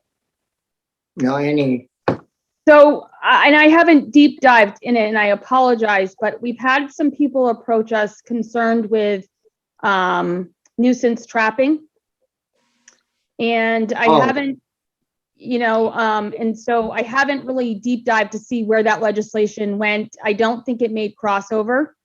But certainly, you know, we would need to weigh in on that, as ag has, you know, some beaver issues and different kinds of animals that we absolutely count on legalized trapping for. So I would just throw that out there, that that's something that we would want to watch, and Heather's aware of it as well. But we have had some people approach us in our community, and I know Walt did down in where he is, concerned with that going forward. And as dairy farmers, you know, we rely on that quite a bit.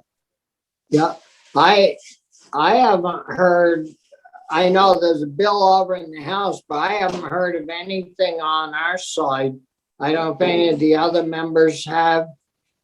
I don't believe we have anyone on natural resources where that would go on our side. But I don't think we got a bill over either. I don't believe it did. That bill met crossover. So that's what I had heard, and I think it may be on the radar for next year. So, well, I guess we'll want to stay awake and watch that. Anything else? If not, we have another witness, Nate. Welcome, and good to have you with us this morning. We're on 434, and you wanted to give some testimony in regards to that. And so welcome to the committee. Thank you very much, Senator. Yes, my name is Nat Shambaugh. I'm a retired chemist with the Vermont Agency of Agriculture, where I worked for 30 years on pesticide issues. And some of you may remember me from last year when I testified in your committee on S-180, the bill that you spent a lot of time on to revamp the Pesticide Advisory Council. So I want to talk a little bit about H434. I'm going to share my screen if I can.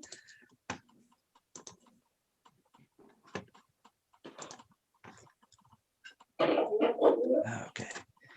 Can you see that? Yeah. Okay. Coming through very good. Great, thanks. All right, so I'd like to talk about H434, the Ag Innovation Board. I think this is a wonderful idea.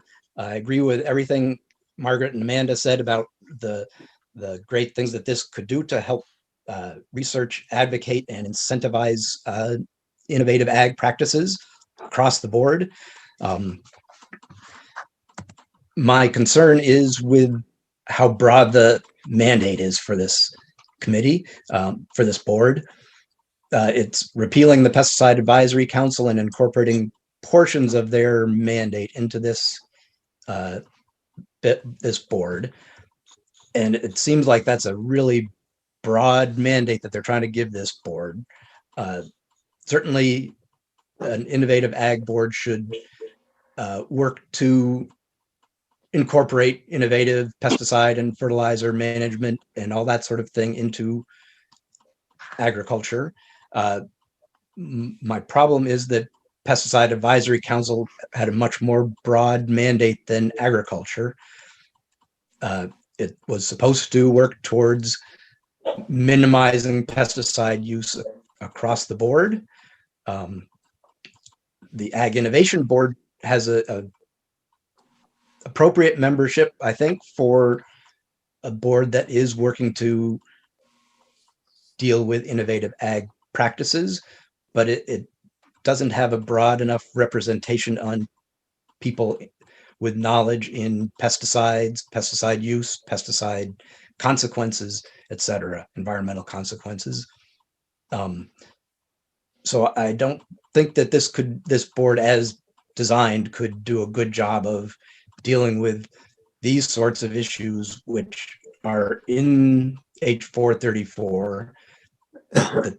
This Ag Innovation Board would need to make recommendations on mosquito control permits, what pesticides are particularly hazardous and need extra regulation, and whether treated articles such as treated seeds have a deleterious effect on the environment.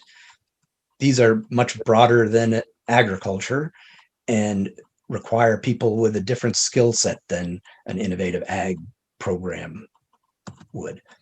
Also, VPAC and the state have for decades had a goal of working towards an overall reduction in use of pesticides and hazards of pesticides, and that essentially has been removed when you're repealing VPAC. And I think that's a big mistake, because in this day and age when there's more and more concerns about the health or lack thereof of our waters, we need to have some entity whose role is to work towards minimized pesticide use overall, not just new ideas for agriculture. So I've got two suggestions for you. The first and easiest one is to remove that portion of the language out of H434. So do not repeal VPAC and do not give the AIB these statewide regulatory issues to deal with. Keep those in VPAC, and next year have you all reintroduce your S180, which you spent a lot of time on last year, which didn't make it because of COVID, which would strengthen and revamp VPAC and make it even stronger and better at doing what it is supposed to do. So that's one concept. If you want to keep the pesticide issues in the Ag Innovation Board, then I think you need to consider substantial changes to the membership. So as I said, the Ag Innovation Board is set up to look at innovative ag. It's got a great representation on different ag industries and representation. There's nuances that can be talked about in there, but the concept is great. S180, which you worked on and passed last year, had great representation on pesticides, pesticide use, environmental impacts of pesticides, but not on innovative ag. So if you want to continue with the Ag Innovation Board as it is, then I think you need to strengthen the membership of the board by hybridizing these two membership lists. And this is my concept of what that would be. It would include the Secretary of Ag, Secretary of A&R, Commissioner of Health, or designees.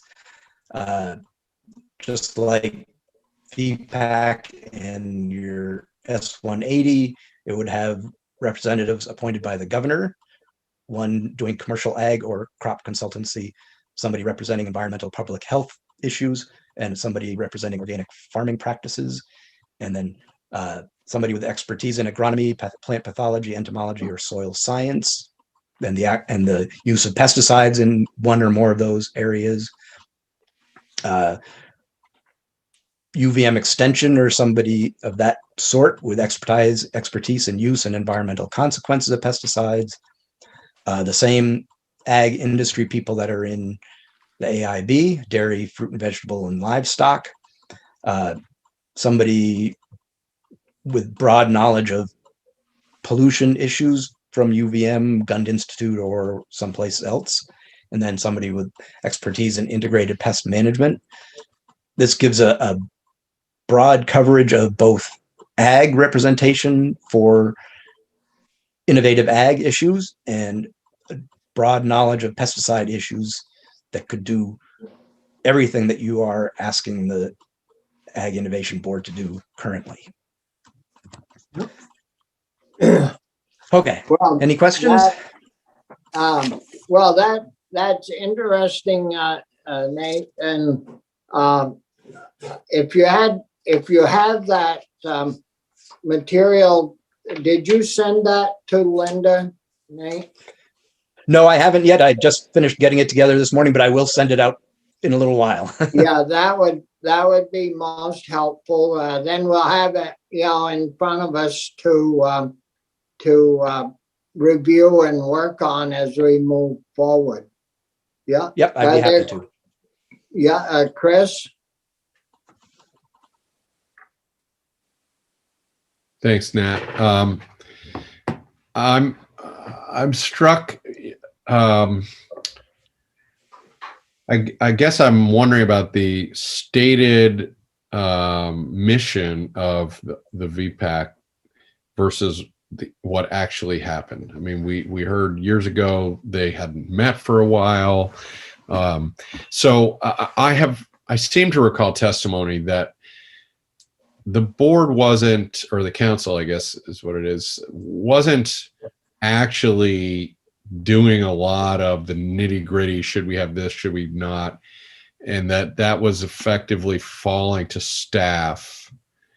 And so, because I'm sympathetic to what you're saying, but I'm wondering if in practice it is going to have, if we worry about it that much, or if there might be a way for us to just direct the department to sort of carry on the mission, which is, I believe we've heard, is effectively what's happening, that staff and the regulators are making the decisions, and the board, the council, is less aggressive about it as we might hope they were. Yes. I'm cloudy here, but I guess I'm wondering about practice versus theory, written words versus what they were actually doing, and is there a difference there that makes, maybe should inform us as we think about your comments? Okay, so I agree completely that over the years, VPAC has not lived up to what its mandate says it should be doing. And I think from what I remember of S-180 last year, I think that was what came out of your committee, was a push from you all to make sure that VPAC was actually doing what its mandate is. And so VPAC isn't as effective as it could be. It could do a lot of the things that that the agency has talked about for this AIB, as far as modernizing permit comments and bringing in outside experts for testimony, all those sorts of things VPAC could currently do, but they or the agency have chosen not to, and they have only, like you've heard before, essentially only worked on the few issues that Agency of Ag puts in front of them, which are the golf course permits, the railroad permits, a few other things like that, mosquito control. So VPAC certainly, if it were to continue, needs to be strengthened. And that's why I think if you could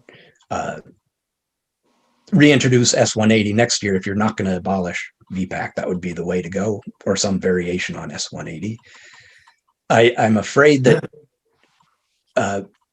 VPAC's mandate is to look at overall pesticide issues statewide, reduce pesticide use, look at risk of pesticides, and they haven't done that very well. This board would have infinitely more jobs to do, and it is even less likely to be able to do the pesticide work as well as it needs, in my mind. You mean, are you talking about the new board or the BPAC board? So, About not or looking at a lot more stuff. So the way the Agency of Ag has talked about the Ag Innovation Board, it would look at a lot more pesticide issues, but all of those VPAC currently can do. The agency has chosen not to task them with it. So is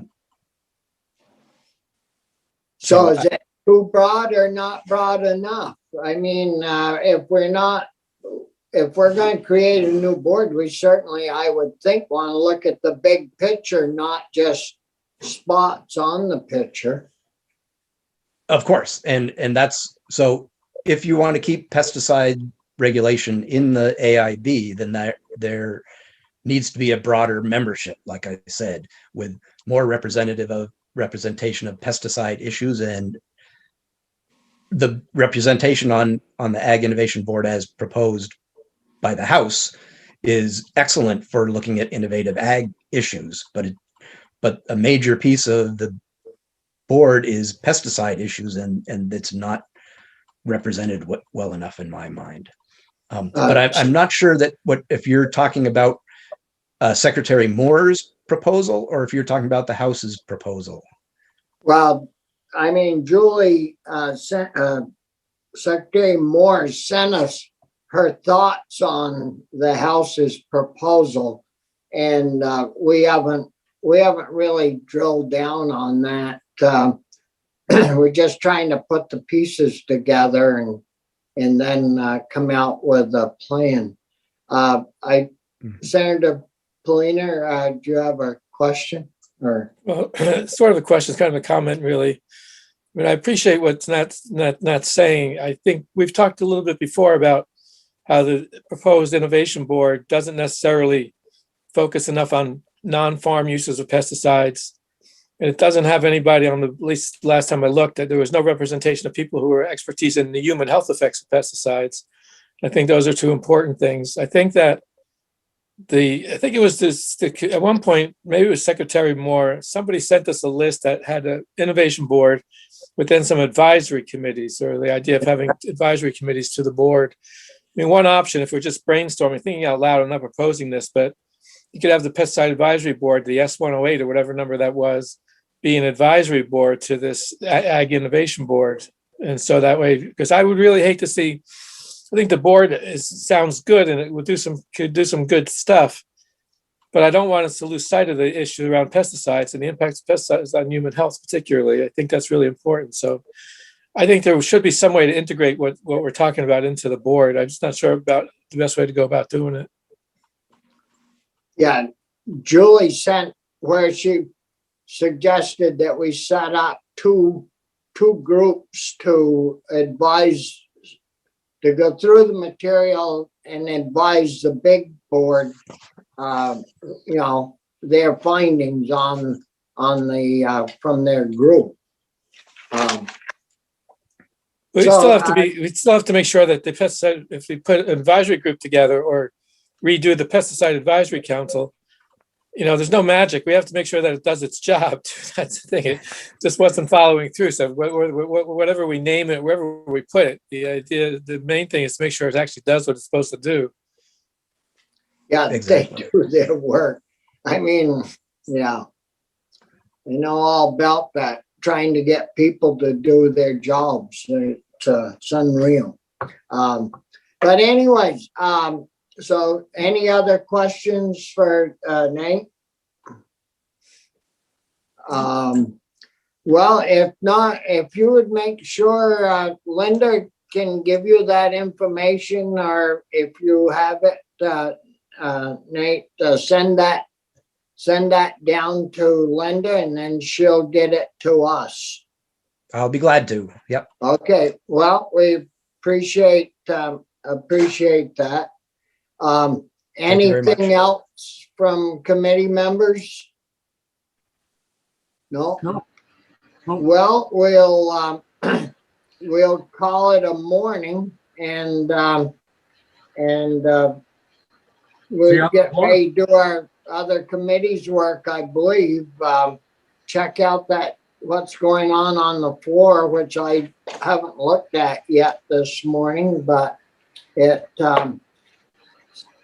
either gonna be all of us or a few of us, and we'll go from there.